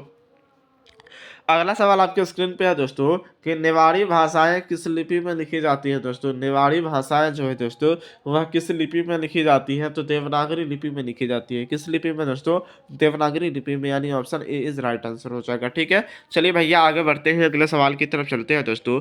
अगला सवाल आपके स्क्रीन पे दिख रहा होगा दोस्तों। क्या सवाल दोस्तों कि हिंदी तथा इनकी विविध बोलियों किस लिपि में लिखी जाती हैं दोस्तों।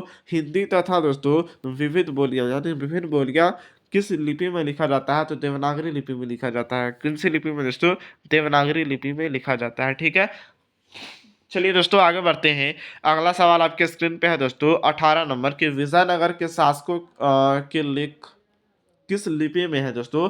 विजयनगर के शासकों के लेख किस लिपि में है दोस्तों, तो नांदी नागरी लिपि में है। ठीक है ना दोस्तों, नांदी नागरी लिपि में है, 14वीं से 15वीं शताब्दी में दिखाया गया है। ठीक है दोस्तों, अगला सवाल आपके स्क्रीन पे है दोस्तों कि क्या दोस्तों परमार शासक भोज कहाँ के रहने वाले हैं दोस्तों। परमार शासक भोज कहाँ के रहने वाले हैं दोस्तों, तो धारा नगरी के रहने वाले हैं। कहाँ के दोस्तों, धारा नगरी के रहने वाले हैं। Option A is right answer हो जाएगा। ठीक है, चलिए दोस्तों आगे बढ़ते हैं, अगले सवाल की तरफ चलते हैं भैया। अगला सवाल आपके स्क्रीन पे है दोस्तों कि हिंदी के आदि कवि कौन कौन है दोस्तों। हिंदी के आदि कवि कौन है दोस्तों, तो शराबपात जो है ना दोस्तों वह हिंदी के आदि कवि है। ठीक है दोस्तों, चलिए आगे बढ़ते हैं दोस्तों, अगले सवाल की तरफ चलते हैं दोस्तों। दोस्तों अगला सवाल आपके स्क्रीन पे है दोस्तों कि भारतीय लिपियों की कहानी किस पुस्तक से रचित है दोस्तों। भारतीय लिपियों की कहानी दोस्तों गुणाकर मूल्य के द्वारा लिखा गया है। ठीक है ना दोस्तों, भारतीय लिपियों की कहानी जो है वह गुणाकर मूल्य के द्वारा लिखा गया है, रचित है। ठीक है, option D is right answer हो जाएगा। दोस्तों आप लोगों के एग्जाम में दोस्तों इससे बाहर क्वेश्चन सवाल नहीं पूछे जाएंगे। ठीक है ना, तो आप लोगों को डरने की कोई ज़रूरत नहीं है दोस्तों, बिंदास एग्जाम देकर आना है। ठीक है ना, पूरा लिख के आना है दोस्तों, थोड़ा सा भी छोड़ना नहीं है दोस्तों। अगला सवाल है कि किस शासक ने ऐसा सिक्का चलाया जिस पर दोस्तों नागरी लिपि में रामसिया क्या दोस्तों, रामसिया शब्द अंकित है दोस्तों। किस शासक ने दोस्तों, ऐसा कौन सा शासक है दोस्तों जो सिक्का क्या दोस्तों ऐसा सिक्का भी चला है दोस्तों जिस पर नागरी लिपि में दोस्तों रामसिया शब्द अंकित है। ठीक है ना दोस्तों, तो बादशाह अकबर ने कौन लिखवाया था दोस्तों, बादशाह अकबर ने दोस्तों रामसिंह शब्द देवनागरी लिपि में दोस्तों सिक्का पे चलाया था। ठीक है, चलिए दोस्तों आगे बढ़ते हैं दोस्तों, अगले सवाल की तरफ चलते हैं। अगला सवाल आपके स्क्रीन पे कह रहा है दोस्तों, क्या कह रहा है कि चंद्रगुप्त द्वितीय कौन दोस्तों, चंद्रगुप्त द्वितीय दोस्तों विक्रमादित्य का व्यक्तिगत नाम क्या है दोस्तों, तो देव है। क्या नाम दोस्तों, देव है। ठीक है ना दोस्तों, ऑप्शन सी इसका राइट आंसर होगा। चलिए दोस्तों आगे बढ़ते हैं, अगले सवाल की तरफ चलते हैं दोस्तों। अगला सवाल आपके स्क्रीन पे है दोस्तों कर्नाटक क्या दोस्तों, कर्नाटक प्रदेश का क्या दोस्तों, कर्नाटक प्रदेश का श्रवण बेलगोला स्थान किसका प्रसिद्ध तीर्थ स्थल था दोस्तों, तो जैनों का। किसका था दोस्तों, जैन धर्म का। ठीक है ना दोस्तों, जैनों का था। ठीक है, option D is right answer हो जाएगा। ठीक है, चलिए दोस्तों आगे बढ़ते हैं दोस्तों। अगला सवाल आपके स्क्रीन पे कह रहा है दोस्तों कि धारा नगरी का कौन शासक अपने विधानुराग के लिए इतिहास में प्रसिद्ध है दोस्तों। यानी धारा नगरी का कौन सा ऐसा शासक है दोस्तों जो अपने विधानुराग के लिए दोस्तों प्रसिद्ध है, तो परमार शासक भोज है। कौन है दोस्तों? परमार शासक भोज है। ठीक है, ऑप्शन सी इसका राइट आंसर हो जाएगा। चलिए दोस्तों आगे बढ़ते हैं, अगला सवाल की तरफ चलते हैं। दोस्तों अगला सवाल आपके स्क्रीन पे है दोस्तों कि मराठी, नेपाली और नेवारी भाषाओं की लिपि क्या है दोस्तों? मराठी, नेपाली और नेवारी भाषाओं की लिपि क्या है दोस्तों? तो देवनागरी भाषा है। कौन सी लिपि है दोस्तों? देवनागरी लिपि है। ठीक है, ऑप्शन डी इसका राइट आंसर हो जाएगा। चलिए दोस्तों आगे बढ़ते हैं। दोस्तों अगला सवाल आपके स्क्रीन पे है दोस्तों कि नागरी लिपि शीर्षक पाठ कहाँ से लिया गया है दोस्तों? नागरी लिपि शीर्षक पाठ जो है दोस्तों वह कहाँ से लिया गया है? तो भारतीय लिपियों की कहानी से लिया गया है। कहाँ से लिया गया है दोस्तों? भारतीय लिपियों की कहानी से लिया गया है नागरी नागरी लिपि शीर्षक पाठ। ठीक है दोस्तों, चलिए आगे बढ़ते हैं दोस्तों, अगले सवाल की तरफ चलते हैं। दोस्तों अगला सवाल आपके स्क्रीन पे है दोस्तों कि निम्न भाषाओं से दोस्तों किस भाषा के देवनागरी लिपि में लिखित है दोस्तों? निम्न भाषाओं में दोस्तों, निम्न भाषाओं में से किस भाषा को देवनागरी लिपि में लिखी गई है? तो हिंदी भाषा को देवनागरी लिपि में लिखा गया है। ठीक है, चलिए दोस्तों आगे बढ़ते हैं। दोस्तों अगला सवाल आपके स्क्रीन पे है 29 नंबर दोस्तों कि टकसाला शब्द का अर्थ क्या है भैया? टकसाला शब्द का अर्थ होता है जहां सिक्के ढलते हैं। क्या दोस्तों? जहां सिक्के ढलते हैं, टकसाला शब्द का अर्थ होता है। ठीक है, चलिए आगे बढ़ते हैं दोस्तों। अगला सवाल 30 नंबर सवाल है दोस्तों कि क्या दोस्तों स्थापत्य की उत्तर भारत की एक विशेष शैली क्या कहते हैं दोस्तों? यानी कि स्थापत्य कि उत्तर भारत की एक विशेष शैली को क्या कहते हैं दोस्तों? तो नागर शैली कहते हैं। क्या कहते हैं दोस्तों? नागर शैली कहते हैं। Option B is right answer होगा। ठीक है, चलिए आगे बढ़ते हैं दोस्तों। अगला सवाल है दोस्तों, दोस्तों अगला चैप्टर आ गया अब दोस्तों, यानी कि 5वां चैप्टर जो था नागरी लिपि, ठीक है ना दोस्तों, उससे सारा क्वेश्चन हो गया द एंड। ठीक है दोस्तों, अब आता है दोस्तों आपका चैप्टर 6। क्या दोस्तों? चैप्टर 6 है बहादुर। कौन सा चैप्टर है दोस्तों? बहादुर। यह दोस्तों अपने आप में बहुत अद्भुत है। ठीक है ना, यह चैप्टर जो है अपने आप में बहुत अद्भुत है। यहाँ से क्वेश्चन दोस्तों आप लोगों को ज़्यादा से ज़्यादा देखने को मिलेंगे। ठीक है, तो वीडियो में बने रहे दोस्तों, वीडियो में आने वाला है मज़ा। ठीक है, क्योंकि दोस्तों हम करवा रहे हैं सारे सब्जेक्ट की रिवाइज। चलिए दोस्तों आगे बढ़ते हैं। दोस्तों छठा चैप्टर का पहला सवाल है दोस्तों कि बहादुर पर कितने रुपए की चोरी का इल्जाम लगाया गया था? बहुत ही मस्ट वीवीआई सवाल है दोस्तों कि बहादुर पर कितने रुपए की चोरी का इल्जाम लगाया गया था दोस्तों? तो 11 रुपए की चोरी का इल्जाम लगाया गया था। कितने रुपए दोस्तों? 11 रुपए की चोरी का इल्जाम लगाया गया था। ठीक है ना, यानी option B is right answer हो जाएगा। चलिए दोस्तों आगे बढ़ते हैं, अगले सवाल की तरफ चलते हैं दोस्तों। अगला सवाल है दोस्तों आपके स्क्रीन पे कि बहादुर लेखक के घर पर अचानक क्यों चला गया था? दोस्तों बहादुर जो था ना दोस्तों वह लेखक के घर से दोस्तों अचानक क्यों चला गया था दोस्तों? तो स्वयं के प्रति लेखक तथा उनके घर वालों के व्यवहार में आए परिवर्तन के कारण। ठीक है ना दोस्तों, शुरुआत में दोस्तों जब लेखक के घर पे बहादुर जाता है दोस्तों तो उसके बहुत ज़्यादा मानदान होता है। ठीक है ना दोस्तों, लेकिन दोस्तों धीरे धीरे दोस्तों उसके साथ अत्याचार होने लगता है दोस्तों, यानी कि स्वयं के प्रति, यानी कि अपने आप दोस्तों लेखक तथा उसके घर वालों के व्यवहार के परिवर्तन के कारण वह उसके घर छोड़ करके चला गया था। ठीक है ना, ऑप्शन सी इसका राइट आंसर हो जाएगा। चलिए दोस्तों आगे बढ़ते हैं, अगले सवाल की तरफ चलते हैं दोस्तों। तीसरा नंबर सवाल आपके स्क्रीन पे है दोस्तों कि लेखक के रिश्तेदार ने दोस्तों बहादुर पर आरोप क्या लगाया था दोस्तों? यानी पैसे चुराने का आरोप बहादुर पर लगाया था। क्या लगाया था दोस्तों? पैसे चुराने का आरोप किसने लगाया था दोस्तों? तो लेखक के रिश्तेदार ने लगाया था। ठीक है, चलिए आगे बढ़ते हैं दोस्तों। अगला सवाल है दोस्तों कि कहानी, क्या दोस्तों कहानी है, यानी कि इनमें से कौन कहानी है? ठीक है ना, तो बहादुर जो है दोस्तों वह कहानी है। इस बात को आप लोगों को ध्यान में रखना है। ऑप्शन नंबर बी जो है दोस्तों वह कहानी है। ठीक है, चलिए आगे बढ़ते हैं दोस्तों। अगला सवाल आपके स्क्रीन पे है दोस्तों कि बहादुर कहाँ का रहने वाला लड़का था दोस्तों? बहादुर कहाँ का रहने वाला लड़का था दोस्तों? तो नेपाल के रहने वाला लड़का था। ठीक है ना दोस्तों, बहादुर जो था दोस्तों वह नेपाल के रहने वाला लड़का था। Option C is right answer होगा। ठीक है दोस्तों, अगला सवाल आपके स्क्रीन पे क्या रहा दोस्तों कि बहादुर अपने घर से क्यों भाग गया था दोस्तों? कहा गया कि बहादुर अपने घर से दोस्तों क्यों भागा था दोस्तों? यानी कि बहादुर अपने घर से क्यों भागा था? तो माँ की मार के कारण। ठीक है ना दोस्तों, बहादुर माँ की मार के कारण दोस्तों वह अपने घर से भाग गया था। ठीक है ना दोस्तों, दोस्तों उतना टाइम तो नहीं है दोस्तों जिसके जो इसके बारे में विस्तारित रूप से बताएं, लेकिन जो क्वेश्चन बन रहा है दोस्तों उसको हम आप लोगों को कंप्लीट करवा रहे हैं। ठीक है दोस्तों, अगला सवाल है दोस्तों कि अमरकांत लिखित कहानी का नाम बताइए। दोस्तों अमरकांत जी के द्वारा लिखा गया कहानी का नाम है बहादुर। क्या दोस्तों, बहादुर जो कहानी है दोस्तों वह अमरकांत जी के द्वारा लिखा गया है। Option D is right answer होगा। ठीक है दोस्तों, अगला सवाल आपके स्क्रीन पे कह रहा है दोस्तों कि बहादुर का बाप कहाँ मारा गया था। दोस्तों यानी कि बहादुर का बाप जो पिता जो था वह कहाँ पे मारा गया था दोस्तों, तो युद्ध में मारा गया था। कहाँ मारा गया था दोस्तों, युद्ध में मारा गया था। ठीक है ना, option A is right answer होगा। ठीक है दोस्तों, अगला सवाल आपके स्क्रीन पे है दोस्तों। 9 नंबर सवाल है दोस्तों कि बहादुर शीर्षक कहानी का निर्माला कौन थी। दोस्तों बहादुर शीर्षक कहानी की निर्माला कौन थी, तो दोस्तों लेखक की पत्नी थी। दोस्तों लेखक की पत्नी का नाम था निर्मला। क्या था दोस्तों, निर्मला था नाम। ठीक है ना, तो याद रखिएगा दोस्तों।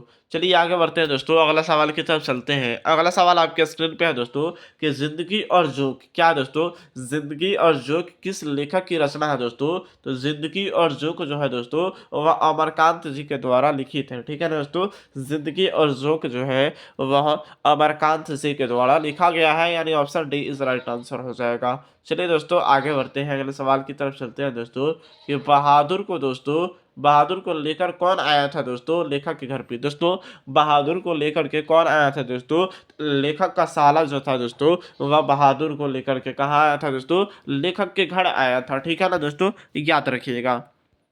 चलिए आगे बढ़ते हैं दोस्तों, अगला सवाल आपके स्क्रीन पे है दोस्तों कि बहादुर का पूरा नाम क्या था। दोस्तों तो बहादुर का पूरा नाम था दोस्तों दिल बहादुर। क्या था दोस्तों, Dil Bahadur. Option B is right answer होगा। ठीक है, यह सभी सवाल दोस्तों आपके एग्जाम में पूछे जाते हैं, हल्का में मत लीजिएगा दोस्तों ये सबको सवाल को। ठीक है ना, यही सब सवाल दोस्तों लॉलीपॉप वाला सवाल दोस्तों आपके एग्जाम में देखने को मिलेंगे। ठीक है दोस्तों, अगला सवाल आपके स्क्रीन पे है दोस्तों कि लेखक अमरकांत ने दोस्तों हाई स्कूल की शिक्षा दोस्तों कहाँ से प्राप्त की थी। दोस्तों लेखक अमरकांत जी ने दोस्तों हाई स्कूल की शिक्षा कहाँ से प्राप्त की थी। दोस्तों तो बलिया से प्राप्त किए थे। कहाँ से दोस्तों, बलिया से प्राप्त किए थे। ठीक है, ऑप्शन ए इसका राइट आंसर होगा। दोस्तों अगले सवाल की तरफ चलते हैं।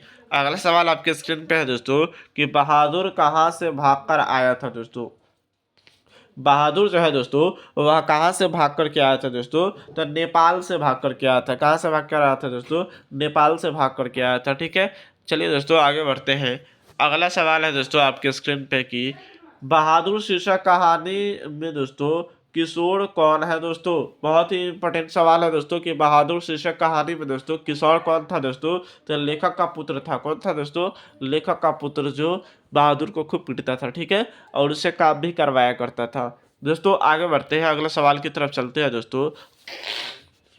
दोस्तों अगला सवाल आपके स्क्रीन पे है दोस्तों कि मित्र मिलन। क्या दोस्तों, मित्र मिलन शीर्षक कहानी किस संग्रह से लिया गया है। दोस्तों मित्र मिलन शीर्षक कहानी संग्रह किसकी रचना है। दोस्तों तो अमरकांत जी की रचना है। किनकी रचना है दोस्तों, अमरकांत जी की रचना है। ठीक है ना, बहादुर किनकी रचना है, बहादुर कहानी जो है वह अमरकांत जी की ही रचना है। ठीक है, इस बात को आप लोग ध्यान में रखिएगा। चलिए दोस्तों आगे बढ़ते हैं, अगला सवाल है दोस्तों 17 नंबर सवाल है कि लेखक की पत्नी के रिश्तेदार किस दिन आए थे। दोस्तों यह सवाल किया गया है।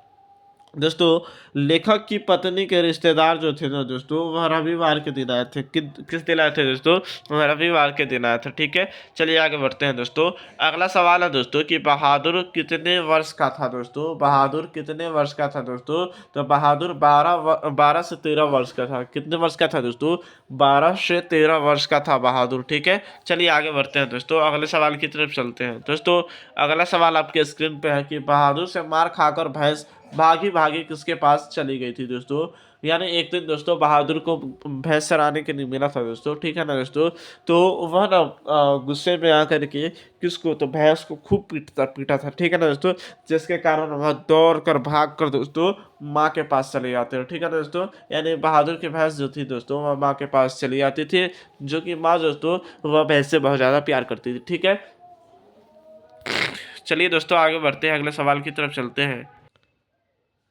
दोस्तों अगला सवाल आपके स्क्रीन पे है कि बहादुर शीर्षक पाठ में किसकी कहानी है। दोस्तों बहादुर शीर्षक पाठ में दोस्तों किसकी कहानी है, तो नेपाली गवई क्या दोस्तों, नेपाली गवई गोरखे की कहानी है, ठीक है दोस्तों, नेपाली गवई गोरखे की कहानी यानी बहादुर की, ठीक है दोस्तों। चलिए दोस्तों आगे बढ़ते हैं। दोस्तों अगला सवाल है दोस्तों आपके स्क्रीन पे कि बहादुर शीर्षक पाठ के लेखक के बड़े लड़के जो थे ना दोस्तों, उसका नाम क्या था दोस्तों। बहादुर शीर्षक पाठ के बड़े लड़के का नाम क्या था दोस्तों, तो किशोर था। क्या था दोस्तों, किशोर था, ठीक है ना दोस्तों। छोटे लड़के का नाम हमें कमेंट करके बताएं दोस्तों। दोस्तों बहादुर शीर्षक पाठ के लेखक के बड़े लड़के का नाम था दोस्तों किशोर था, ठीक है ना। Option C is right answer, ठीक है। चलिए आगे बढ़ते हैं दोस्तों, अगले सवाल की तरफ चलते हैं दोस्तों। 22 नंबर सवाल है दोस्तों कि निर्मला कौन थी दोस्तों। निर्मला कौन थी, बहुत ही अहम प्रश्न है। अब हमने दोस्तों अभी अभी आपको बताया था दोस्तों कि निर्मला जो है दोस्तों वह लेखक की पत्नी है। कौन है दोस्तों, लेखक की पत्नी है, यानी option B is right answer, ठीक है। चलिए दोस्तों आगे बढ़ते हैं, अगले सवाल की तरफ चलते हैं दोस्तों। 23 नंबर सवाल है दोस्तों कि सूखा पत्ता किसकी रचना है दोस्तों। सूखा पत्ता जो है दोस्तों वह किसकी रचना है, यह सवाल किया गया है दोस्तों। तो सूखा पत्ता किसकी रचना है दोस्तों, अमरकांत जी की रचना है। किनकी रचना है दोस्तों, अमरकांत जी की रचना सूखा पत्ता भी है, ठीक है। चलिए आगे बढ़ते हैं दोस्तों, अगले सवाल की तरफ चलते हैं दोस्तों। अगला सवाल है क्या दोस्तों, सशक्त कथाकार, क्या दोस्तों, सशक्त कथाकार अमरकांत के जन्म किस वर्ष हुआ था दोस्तों। सशक्त कथाकार अमरकांत जी का जन्म हुआ था दोस्तों 1925 ईस्वी में। कब हुआ था दोस्तों, 1925 ईस्वी में अमरकांत जी का जन्म हुआ था, ठीक है। चलिए दोस्तों आगे बढ़ते हैं, अगले सवाल की तरफ चलते हैं। अगला सवाल आपके स्क्रीन पे है दोस्तों कि यह किसने कहा कि 11 रुपये साड़ी के खूट से निकालकर यही चारपाई पर रखे पर वो मिल नहीं रहा है। तो दोस्तों रिश्तेदार की पत्नी जो थी ना दोस्तों वह कही थी क्या कि यह दोस्तों वह क्या कही थी कि 11 रुपये साड़ी के खूट से निकाल करके यही चारपाई पर रखे पर वो मिल नहीं रहे हैं। कौन कहा था, तो रिश्तेदार ने कहा था, ठीक है ना दोस्तों। लेखक के दूर के रिश्तेदार थे, ठीक है। रिश्तेदार की पत्नी थी, हाँ वही हुआ दोस्तों। चलिए आगे बढ़ते हैं दोस्तों। अगला सवाल है आपके स्क्रीन पे दोस्तों कि बहादुर शीर्षक कहानी में दोस्तों कौन अपने शरीर को दोस्तों क्या मालिश बहादुर से कराता है दोस्तों। बहादुर शीर्षक कहानी में दोस्तों कौन अपने शरीर की मालिश दोस्तों बहादुर से करवाती है, तो किशोर करवाता है। कौन करवाता है दोस्तों, किशोर, यानी लेखक के बड़े बेटा करवाता है, बहादुर से मालिश करवाता है, ठीक है ना। ऑप्शन डी इसका राइट आंसर हो जाएगा। चलिए दोस्तों आगे बढ़ते हैं, अगले सवाल की तरफ चलते हैं। अगला सवाल है दोस्तों आपके स्क्रीन पे दोस्तों छठा चैप्टर का दोस्तों बहादुर चैप्टर जो है वह सारा सवाल जो है दोस्तों यहाँ से कंप्लीट हो गया, ठीक है ना। अब 7वां चैप्टर आता है दोस्तों परंपरा का मूल्यांकन। क्या है दोस्तों, परंपरा का मूल्यांकन, ठीक है ना। यहाँ से भी दोस्तों आपको क्वेश्चन ज़्यादा से ज़्यादा देखने को मिलेंगे, ठीक है ना। तो वीडियो में बने रहें दोस्तों, हम सारे सब्जेक्ट सारे चैप्टर को दोस्तों कवर कर रहे हैं, ठीक है ना। और यही से क्वेश्चन आपको देखने को मिलेंगे, ठीक है। चलिए दोस्तों आगे बढ़ते हैं, पहला चैप्टर देखते हैं परंपरा का मूल्यांकन का। दोस्तों पहला चैप्टर है आपके पहला सवाल है दोस्तों आपके स्क्रीन पे दोस्तों कि जातीय अस्मिता का दृष्टि से इतिहास का प्रभाव कैसा है दोस्तों। यानी जातीय अस्मिता की दृष्टि से दोस्तों इतिहास का प्रभाव कैसा है दोस्तों, तो विच्छिन्न और अविच्छिन्न है, ठीक है दोस्तों, विच्छिन्न और अविच्छिन्न है, ठीक है। ऑप्शन सी इसका राइट आंसर हो जाएगा। चलिए दोस्तों आगे बढ़ते हैं, अगले सवाल की तरफ चलते हैं दोस्तों। चलिए दोस्तों अगला सवाल देखते हैं। अगला सवाल है दोस्तों दूसरा नंबर सवाल आपके स्क्रीन पे है कि साहित्य की परंपरा का पूर्ण ज्ञान किस व्यवस्था में है दोस्तों। दोस्तों साहित्य की परंपरा का पूर्ण ज्ञान दोस्तों किस व्यवस्था में संभव है दोस्तों, तो समाजवादी व्यवस्था में संभव है, ठीक है ना। साहित्य की परंपरा का संपूर्ण ज्ञान दोस्तों समाजवादी व्यवस्था में संभव है, ठीक है। चलिए आगे बढ़ते हैं दोस्तों, अगला सवाल की तरफ चलते हैं दोस्तों। अगला सवाल आपके स्क्रीन पे कह रहा है दोस्तों साहित्य के निर्माण में दोस्तों प्रतिभाशाली मनुष्य की डॉट डॉट डॉट भूमिका है दोस्तों। तो क्या दोस्तों निर्णायक भूमिका है, ठीक है दोस्तों। साहित्य के निर्माण में दोस्तों प्रतिभाशाली मनुष्य की निर्णायक भूमिका है, ठीक है। ऑप्शन भी इस राइट आंसर हो जाएगा। चलिए दोस्तों आगे बढ़ते हैं, अगले सवाल की तरफ चलते हैं दोस्तों। अगला सवाल आपके स्क्रीन पे है दोस्तों कि जार शाही कहाँ थी दोस्तों। जार शाही दोस्तों कहाँ थी दोस्तों, तो रूस में थी। कहाँ थी दोस्तों, रूस में थी, ठीक है ना दोस्तों। Option A is right answer हो जाएगा, ठीक है दोस्तों। चलिए दोस्तों आगे चलते हैं, अगले सवाल की तरफ चलते हैं। अगला सवाल आपके स्क्रीन पे है दोस्तों कि परंपरा का ज्ञान, क्या दोस्तों परंपरा का ज्ञान किसके लिए आवश्यक है दोस्तों? परंपरा का ज्ञान दोस्तों किसके लिए आवश्यक है दोस्तों? तो जो लकीर के फ़कीर न होकर क्रांतिकारी साहित्य की रचना करे दोस्तों, उसके लिए परंपरा का ज्ञान जो है दोस्तों वह आवश्यक है। ठीक है ना? Option C is right answer हो जाएगा। चलिए दोस्तों आगे बढ़ते हैं। दोस्तों हम जो क्वेश्चन करा रहे हैं दोस्तों, यहीं से क्वेश्चन आप लोगों को देखने को मिलेंगे सीधे से दोस्तों आपके बोर्ड एग्जाम में देखने को मिलेंगे। ठीक है ना दोस्तों? आपको पिस्ट कॉपी का खोलना है और धर धर क्वेश्चन मिलना स्टार्ट कर जाएगा। ठीक है, चलिए आगे बढ़ते हैं दोस्तों। डरना नहीं है दोस्तों, आराम से देकर आना है एग्जाम। ठीक है दोस्तों, अगला सवाल है कि निराला का साहित्य साधना के रचनाकार कौन है दोस्तों? निराला की साहित्य साधना के रचनाकार है दोस्तों रामविलास शर्मा। कौन है दोस्तों? रामविलास शर्मा है। ठीक है ना दोस्तों? चलिए दोस्तों फटाफट से दोस्तों वीडियो को शेयर कर दीजिए अपने दोस्तों के साथ। ठीक है ना? क्योंकि दोस्तों यही रामबाण इलाज है दोस्तों, यहीं से दोस्तों आप लोगों को क्वेश्चन देखने को मिलेंगे। ठीक है दोस्तों, अगला सवाल है कि लेखक रामविलास शर्मा के गांव का क्या नाम था दोस्तों? लेखक रामविलास शर्मा के गांव का क्या नाम था दोस्तों? तो ऊंच गांव नाम था, ऊंच गांव शानी नाम था। क्या था दोस्तों? ऊंच गांव शानी नाम था। किसके लेखक रामविलास के गांव का नाम था? ठीक है दोस्तों, किसके गांव का नाम ऊंच गांव शानी था दोस्तों? तो लेखक रामविलास शर्मा के। ठीक है दोस्तों, अगला सवाल आपके स्क्रीन पे है दोस्तों। क्या है सवाल दोस्तों कि भौतिकवाद का अर्थ क्या दोस्तों? भौतिकवाद का अर्थ भाग्यवाद नहीं है, किस निबंध की पंक्ति है दोस्तों? भौतिकवाद का अर्थ दोस्तों भाग्यवाद नहीं है दोस्तों, किस निबंध का पंक्ति है दोस्तों? तो परंपरा का मूल्यांकन की पंक्ति है। ठीक है ना दोस्तों? Option B is right answer हो जाएगा। ठीक है, चलिए दोस्तों आगे बढ़ते हैं। दोस्तों अगला सवाल आपके स्क्रीन पे है दोस्तों कि रामविलास शर्मा का जन्म दोस्तों कब हुआ था दोस्तों? रामविलास शर्मा का जन्म दोस्तों 1912 ईस्वी में हुआ था। कब हुआ था दोस्तों? 1912 ईस्वी में हुआ था। ठीक है ना दोस्तों? रामविलास शर्मा का जन्म 1912 ईस्वी में हुआ था।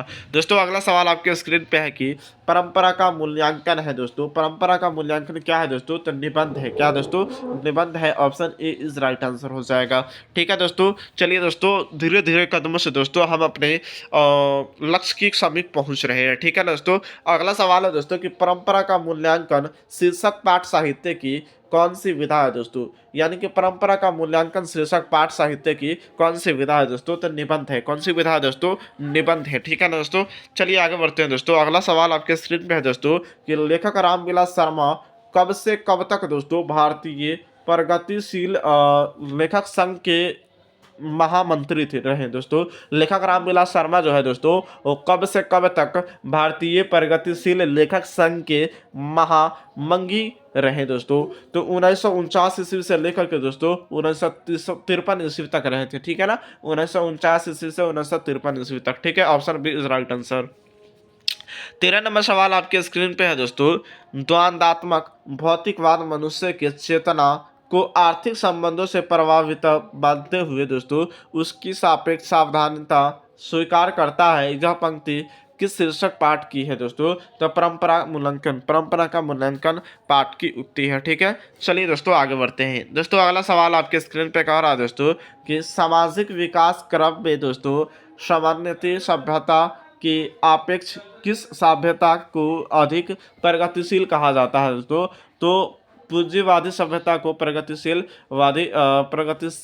कहा जा सकता है। ठीक है, चलिए आगे बढ़ते हैं दोस्तों। अगले सवाल की तरफ चलते हैं दोस्तों। अगला सवाल है कि मनुष्य और क्या दोस्तों? मनुष्य और क्या दोस्तों? मनुष्य और परिस्थिति का संबंध है दोस्तों। मनुष्य और परिस्थिति का संबंध द्वंद्वात्मक। कैसा है दोस्तों? द्वंद्वात्मक संबंध है। ठीक है, चलिए आगे बढ़ते हैं दोस्तों। दोस्तों अगला सवाल है आपके स्क्रीन पे कह रहा है कि दोस्तों जारशाही रूस के क्या दोस्तों? जारशाही रूस के दोस्तों सोवियत समाज में दोस्तों पढ़े जाने वाले लोकप्रिय के साहित्यकार कौन है दोस्तों? तो क्या दोस्तों? तोल्स्टॉय है। कौन है दोस्तों? तोल्स्टॉय है। ठीक है ना? Option A is right answer हो जाएगा। ठीक है, चलिए दोस्तों आगे बढ़ते हैं, अगला सवाल की तरफ चलते हैं। अगला सवाल आपके स्क्रीन पे है दोस्तों। बड़े भाई किस लेखक की रचना है दोस्तों? बड़े भाई किस लेखक की रचना है दोस्तों? तो रामविलास शर्मा की रचना है। किसका रचना है दोस्तों? रामविलास शर्मा की रचना है। ठीक है ना? चलिए दोस्तों आगे बढ़ते हैं। दोस्तों अगला सवाल आपके स्क्रीन पे है कि निम्नलिखित में से कौन हिंदी आलोचना के महत्वपूर्ण हस्ताक्षर थे दोस्तों, तो कौन थे दोस्तों? तो रामविलास शर्मा थे। ठीक है ना दोस्तों, option D is right answer हो जाएगा। चलिए भैया आगे बढ़ते हैं, फटाफट से दोस्तों कमेंट करके बताओ दोस्तों वीडियो कैसा लग रहा है आप लोगों को। दोस्तों सवाल है दोस्तों कि क्या दोस्तों एथेंस किस महादेश में है? दोस्तों एथेंस जो है दोस्तों वह किस महादेश में है दोस्तों? तो यूरोप महादेश में है। किस देश में है दोस्तों?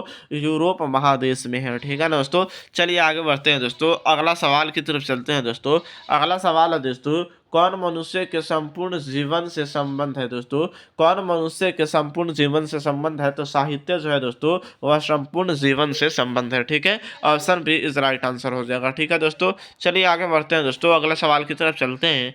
अगला सवाल आपके स्क्रीन पे है दोस्तों कि लैटिन कवि वर्जिल पर दोस्तों किसने एक बड़ी अच्छी कविता लिखी थी? दोस्तों यानी लैटिन कवि जो है दोस्तों वह वर्जिल पर किसने दोस्तों किसने एक बड़ी अच्छी कविता लिखी थी? दोस्तों तो क्या दोस्तों अंग्रेजी कवि टेनिसन ने लिखी थी। कौन लिखे थे दोस्तों? अंग्रेजी कवि जो है दोस्तों टेनिसन वह लिखे थे। लैटिन कवि जो थे, कौन थे लैटिन कवि? तो अंग्रेज कवि टेनिसन। ठीक है, चलिए आगे बढ़ते हैं दोस्तों। अगला सवाल है दोस्तों आपके स्क्रीन पे कि लेखक रामविलास शर्मा का दोस्तों लेखक रामविलास शर्मा को दोस्तों उनकी किस रचना पर साहित्य अकादमी का पुरस्कार प्राप्त हुआ था? दोस्तों तो निराला की साहित्य साधना पर दोस्तों उनको साहित्य अकादमी का पुरस्कार मिला था। ठीक है, चलिए दोस्तों आगे बढ़ते हैं। अगला सवाल है दोस्तों आपके स्क्रीन पे कि यथेष्ट शब्द का अर्थ क्या होता है? दोस्तों यथेष्ट शब्द का अर्थ होता है दोस्तों पर्याप्त। क्या होता है दोस्तों?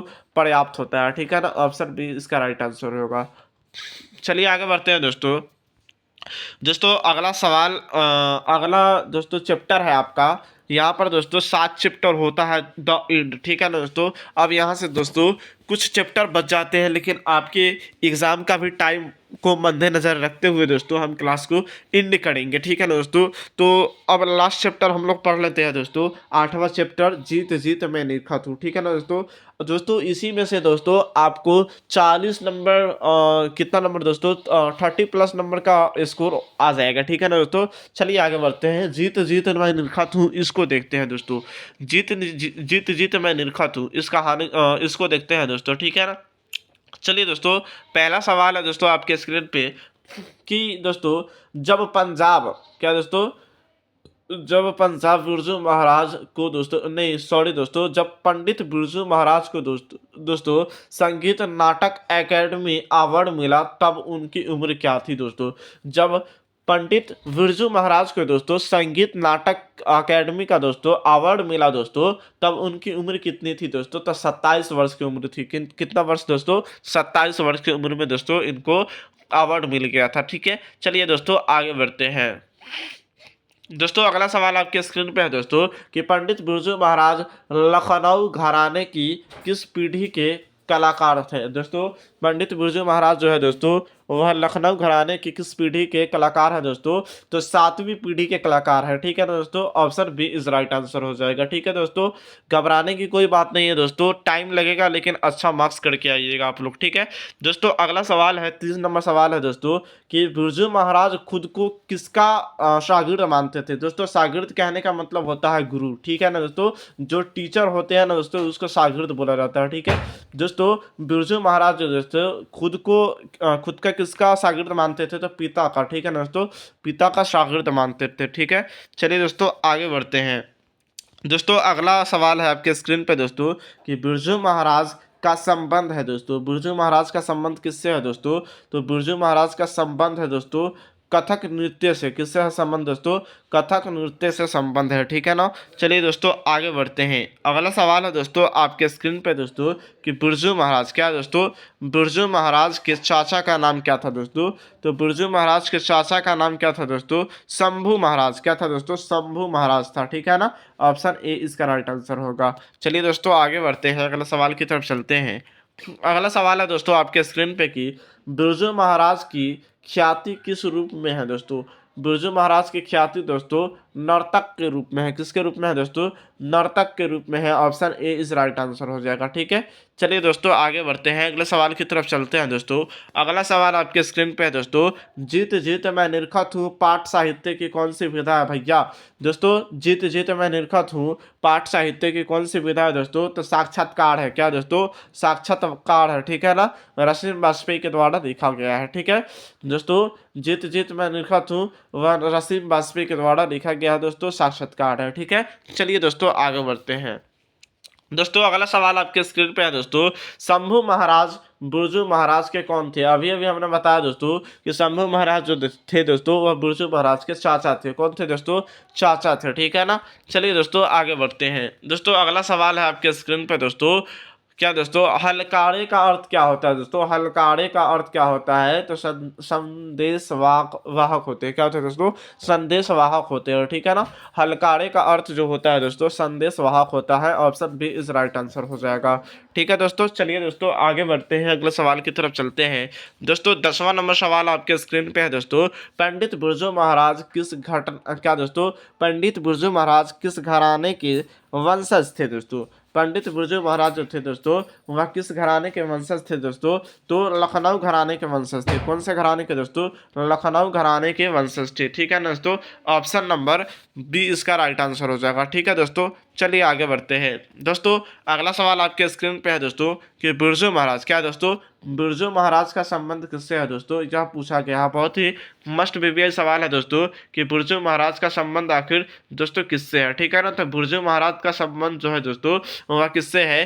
तो तबला वादक से है, संतूर वादक से है और बांसुरी वादक से, यानी कि इसमें से सभी होगा। ठीक है ना, इनमें से सभी होगा। ठीक है ना दोस्तों, एक और होता है दोस्तों कथक नृत्य से भी संबंधित है। ठीक है, चलिए दोस्तों आशा करते हैं दोस्तों यहाँ तक दोस्तों आप लोगों को कोई दिक्कत परेशानी कष्ट पीड़ा तकलीफ नहीं हुई होगी। ठीक है ना दोस्तों, तो आप लोग सारा क्वेश्चन करके आइएगा या नहीं, हमें कमेंट करके दोस्तों फटाफट से आप लोग बता दीजिए। ठीक है ना, जिससे हमें एक उम्मीद बनी रहे। ठीक है, चलिए दोस्तों आगे बढ़ते हैं दोस्तों।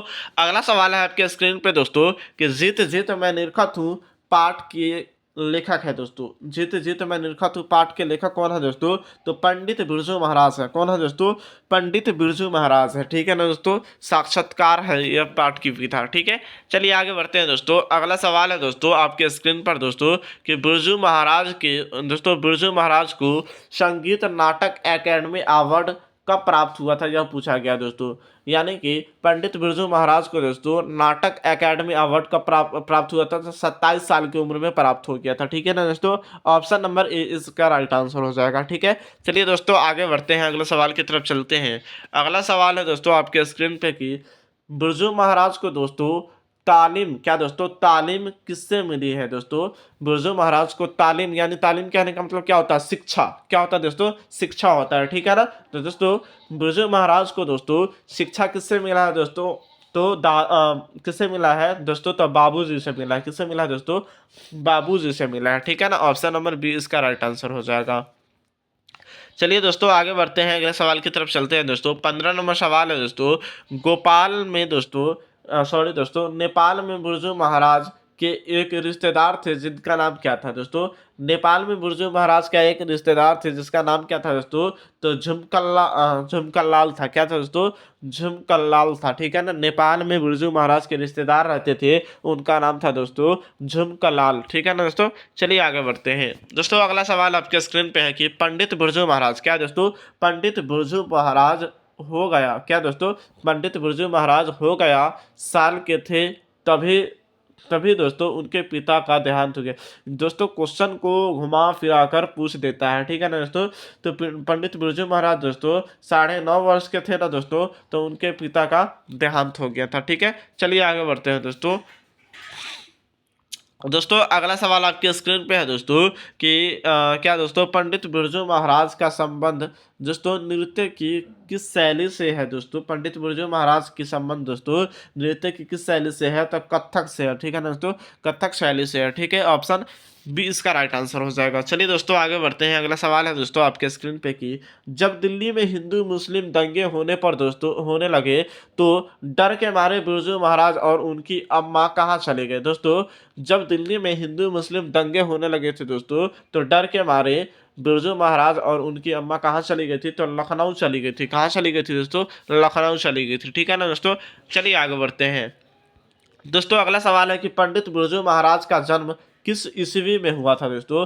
पंडित बिरजू महाराज का जन्म हुआ था दोस्तों 1938 ईस्वी में। ठीक है ना दोस्तों, 1938 ईस्वी में हुआ था। ठीक है, चलिए दोस्तों आगे बढ़ते हैं। दोस्तों अगला सवाल आपके स्क्रीन पे है दोस्तों कि बिरजू महाराज का साक्षात्कार किससे लिया गया है दोस्तों, तो रसीम वाजपेयी से लिया गया। ठीक है ना, बिरजू महाराज का साक्षात्कार जो लिखा हुआ है दोस्तों वह किससे लिया गया है, तो रसीम वाजपेयी से लिया गया। ठीक है, चलिए दोस्तों आगे बढ़ते हैं।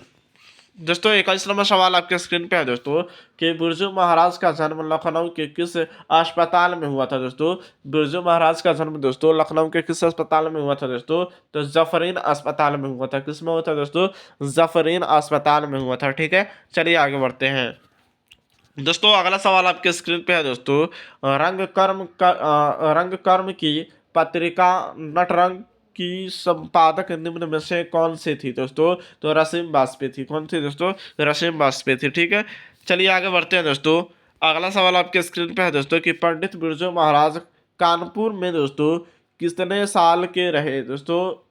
पंडित बिरजू महाराज जो थे वह कानपुर में कितने साल तक रहे दोस्तों, तो 2-2.5 साल तक रहे थे। कहाँ पे दोस्तों, तो कानपुर में रहे थे। ठीक है, चलिए आगे बढ़ते हैं दोस्तों। 24 नंबर सवाल है दोस्तों आपके स्क्रीन पे कि हिंदुस्तानी डांस म्यूजिक नामक स्कूल किसका था दोस्तों। हिंदुस्तानी डांस नामक म्यूजिक स्कूल जो था वह किसका था दोस्तों, तो निर्मला जी का था। किसका था दोस्तों, निर्मला जी का था। ठीक है, चलिए आगे बढ़ते हैं दोस्तों। अगला सवाल आपके स्क्रीन पे है, 25 नंबर सवाल है दोस्तों कि कितने साल तक दोस्तों, कितने साल की अवस्था तक दोस्तों पंडित बिरजू महाराज की शादी हुई थी दोस्तों। कितने वर्ष की अवस्था में दोस्तों पंडित बिरजू महाराज का शादी हुआ था, तो 18 वर्ष की उम्र में ही इनका शादी हो गया था। ठीक है दोस्तों, चलिए आगे बढ़ते हैं। दोस्तों यहाँ पर होता है 8 चैप्टर। ठीक है दोस्तों, अब टाइम न रहने के कारण दोस्तों अब हम आप लोगों को क्वेश्चन आंसर ज़्यादा नहीं कर पा पाएंगे। ठीक है ना, इसलिए क्षमा चाहता हूँ दोस्तों। चलिए दोस्तों 9 नंबर चैप्टर जो है वह लास्ट चैप्टर देख लेते हैं दोस्तों, क्योंकि एग्जाम का कम टाइम बच गया है। ठीक है ना दोस्तों, चलिए दोस्तों पहला सवाल है दोस्तों आपका 9 नंबर चैप्टर का दोस्तों। 9 नंबर चैप्टर क्या, अवेन्यू है। ठीक है ना दोस्तों, यह अपने आप में दोस्तों बहुत अद्भुत है। ठीक है, चलिए दोस्तों देखते हैं इसका सवाल। दोस्तों कहा गया है पहला सवाल कि अवेन्यू में दोस्तों 19 दिनों के प्रवास के दौरान दोस्तों लेखक के कितने गद्य की रचना की थी दोस्तों। लेखक जब अवेन्यू में गए थे, कहाँ गए थे दोस्तों, अवेन्यू में गए थे, तो 19 दिन रहे थे। कितने दिन रहे थे दोस्तों, 19 दिन रहे थे। और यह 27 गद्य की रचना किए थे। कितने गद्य की दोस्तों, 27 गद्य। आप लोग सोच सकते हैं दोस्तों 19 दिन में 27 गद्य खंड की रचना कर दिए थे। ठीक है ना दोस्तों, कौन किए थे दोस्तों, उनके बारे में अभी अभी पता लगेगा आपको। ठीक है ना दोस्तों, चलिए आगे बढ़ते हैं। दोस्तों अगला सवाल है दोस्तों क्या दोस्तों कि ला मादामोजेल द अवेन्यू किसकी कृति है दोस्तों, तो पिकासो का है। किसका है दोस्तों, पिकासो का है। ठीक है ना, चलिए आगे बढ़ते हैं। दोस्तों अगला सवाल आपके स्क्रीन पे है कि ला शत्रुज का धार्मिक उपयोग दोस्तों कब से कब तक हो रहा था दोस्तों। यानी कि ला शत्रुज का धार्मिक उपयोग दोस्तों कब से कब तक होता रहा दोस्तों, तो 14वीं सदी के फ्रेंच क्रांति तक होता रहा। ठीक है ना दोस्तों, चलिए आगे बढ़ते हैं। दोस्तों अगला सवाल आपके स्क्रीन पे है दोस्तों कि फ्रांस की प्रमुख कला केंद्र रहा दोस्तों। फ्रांस की प्रमुख कला केंद्र रहा, कौन रहा दोस्तों, तो अवेन्यू रहा। ठीक है ना, चलिए आगे बढ़ते हैं। दोस्तों अगला सवाल है कि अवेन्यू किस देश में है दोस्तों। अवेन्यू किस देश में है दोस्तों, तो फ्रांस में है। कहाँ दोस्तों, फ्रांस में है। ठीक है ना, अगला सवाल है दोस्तों कि कविता नहीं है, कौन कविता नहीं है दोस्तों, तो अवेन्यू जो है दोस्तों वह कविता नहीं है। ठीक है ना, इस बात को आप लोग ध्यान में रखिएगा। दोस्तों अगला सवाल है कि अशोक वाजपेयी की दोस्तों जन्म कहाँ हुआ था। अशोक वाजपेयी का जन्म हुआ था दोस्तों 16 जनवरी 1941 ईस्वी में। कब हुआ था दोस्तों, 16 जनवरी 1941 ईस्वी में। ठीक है ना, अगला सवाल है दोस्तों कि विल नप क्या दोस्तों, विल नप नप का क्या है दोस्तों, विल नप क्या है, तो एक छोटा सा गांव है। ठीक है ना, विल नप क्या है दोस्तों, तो एक छोटा सा गांव है, इसको ध्यान में रखिएगा। दोस्तों अगला सवाल है कि अवेन्यू किस नदी पर स्थित है दोस्तों, तो अवेन्यू जो है दोस्तों वह रोन नदी पे स्थित है। कौन सा नदी दोस्तों, रोन नदी पे स्थित है। ठीक है ना, अगला सवाल है दोस्तों कि रोन नदी के किनारे बसे शहर का नाम क्या है दोस्तों? रोन नदी के किनारे बसे शहर का नाम अविन्यो है। कौन सा क्या नाम है दोस्तों? अविन्यो है, ठीक है ना। अगला सवाल है दोस्तों कि प्रत्येक वर्ष अविन्यो में कैसा समारोह आयोजित किया जाता है दोस्तों? तो रंग समारोह आयोजित किया जाता है, ठीक है। अगला सवाल है दोस्तों, 12 नंबर सवाल है कि लेखक अविन्यो दोस्तों कहा गया है कि लेखक अविन्यो क्या साथ लेकर गए थे दोस्तों? लेखक अविन्यो जो थे दोस्तों, वह क्या साथ में लेकर के गए थे, ठीक है ना दोस्तों? तो पुस्तक, टाइपराइटर और क्या लेकर गए थे दोस्तों? टेप से लेकर गए थे, ठीक है ना, जो गाना वगैरह सुनते थे, ठीक है। चलिए आगे बढ़ते हैं दोस्तों। 13 नंबर सवाल है दोस्तों कि ला सतरुज क्या है दोस्तों? ला सतरुज जो है दोस्तों ईसाई है। ईसाई को कहते हैं, किसको कहते हैं दोस्तों? ला सतरुज ईसाई को कहते हैं, ठीक है। दोस्तों 14 नंबर सवाल है दोस्तों कि पिकासो की विख्याति कृति का नाम क्या है दोस्तों? पिकासो की विख्याति यानी फेमस कृति का नाम है दोस्तों मादाजोल क्या दोस्तों? मादामोजेल द अवेन्यू, ठीक है ना, मादामोजेल द अवेन्यू है, ठीक है। 15 नंबर सवाल है दोस्तों विल नवे क्या दोस्तों? विल नव और अवेन्यू के बीच दोस्तों कौन नदी है दोस्तों? तो रोन नदी है, अभी अभी हमने बताया था, ठीक है दोस्तों। 16 नंबर सवाल है दोस्तों अवेन्यू क्या है दोस्तों? अवेन्यू क्या है दोस्तों? तो अवेन्यू ईसाई एक ईसाई मठ है। क्या है दोस्तों? अवेन्यू क्या है? तो अवेन्यू एक ईसाई मठ है, ठीक है ना दोस्तों। दोस्तों अगला सवाल है दोस्तों कि बहुवचन क्या दोस्तों? बहुवचन नामक पत्रिका का संपादन निम्न में से किसने किया था दोस्तों? तो क्या दोस्तों? बहुवचन नामक पत्रिका का संपादन दोस्तों किसने किया था? तो अशोक वाजपेयी ने किया था। कौन किया था दोस्तों? अशोक वाजपेयी ने किया था, ठीक है। दोस्तों अगला सवाल है कि रोन नदी कहाँ है दोस्तों? तो दक्षिण अफ्रीका में है। कहाँ है दोस्तों? दक्षिण अफ्रीका में रोन नदी है, ठीक है दोस्तों। 19 नंबर सवाल है दोस्तों कि निम्नलिखित में से कौन सी रचना अशोक वाजपेयी की नहीं है दोस्तों? यानी निम्नलिखित में से कौन सी रचना अशोक वाजपेयी की नहीं है? तो कविता का जनपद जो है वह अशोक वाजपेयी के द्वारा रचित नहीं है, ठीक है ना दोस्तों। लास्ट क्वेश्चन दोस्तों आपके स्क्रीन पे है दोस्तों कि शहर अब भी संभव क्या दोस्तों? शहर अब भी संभावना है किसकी कृति है दोस्तों? तो अशोक वाजपेयी की, ठीक है ना दोस्तों। यहाँ पर दोस्तों क्लास को करते हैं द एंड, ठीक है ना। आप लोगों के लिए दोस्तों मेरा ये अंतिम आशीर्वाद है, ठीक है ना। आप लोगों से उम्मीद है दोस्तों कि आप लोग इसको कवर करके जाइएगा और एग्जाम में अच्छा से अच्छा मार्क्स लेकर के आइएगा, ठीक है ना दोस्तों। तो फिर मिलते हैं दोस्तों अगले सब्जेक्ट को लेकर आते हैं दोस्तों। तब तक के लिए बाय, टेक केयर दोस्तों, अपना ख्याल रखिए और क्लास 10th की तैयारी ध्यानबद्ध तरीके से करके तो गए हैं और अच्छा से अच्छा परफॉर्मेंस करके आइएगा, यह उम्मीद है हमें, ठीक है ना। कमेंट करके बताएं दोस्तों कि इसमें से कितना बच्चा को लगभग क्वेश्चन आता था पहले से दोस्तों और कितना बच्चा को कॉन्सेप्ट क्लियर हो चुका है। फिर मिलते हैं दोस्तों नेक्स्ट वीडियो में, तब तक के लिए बाय, धन्यवाद।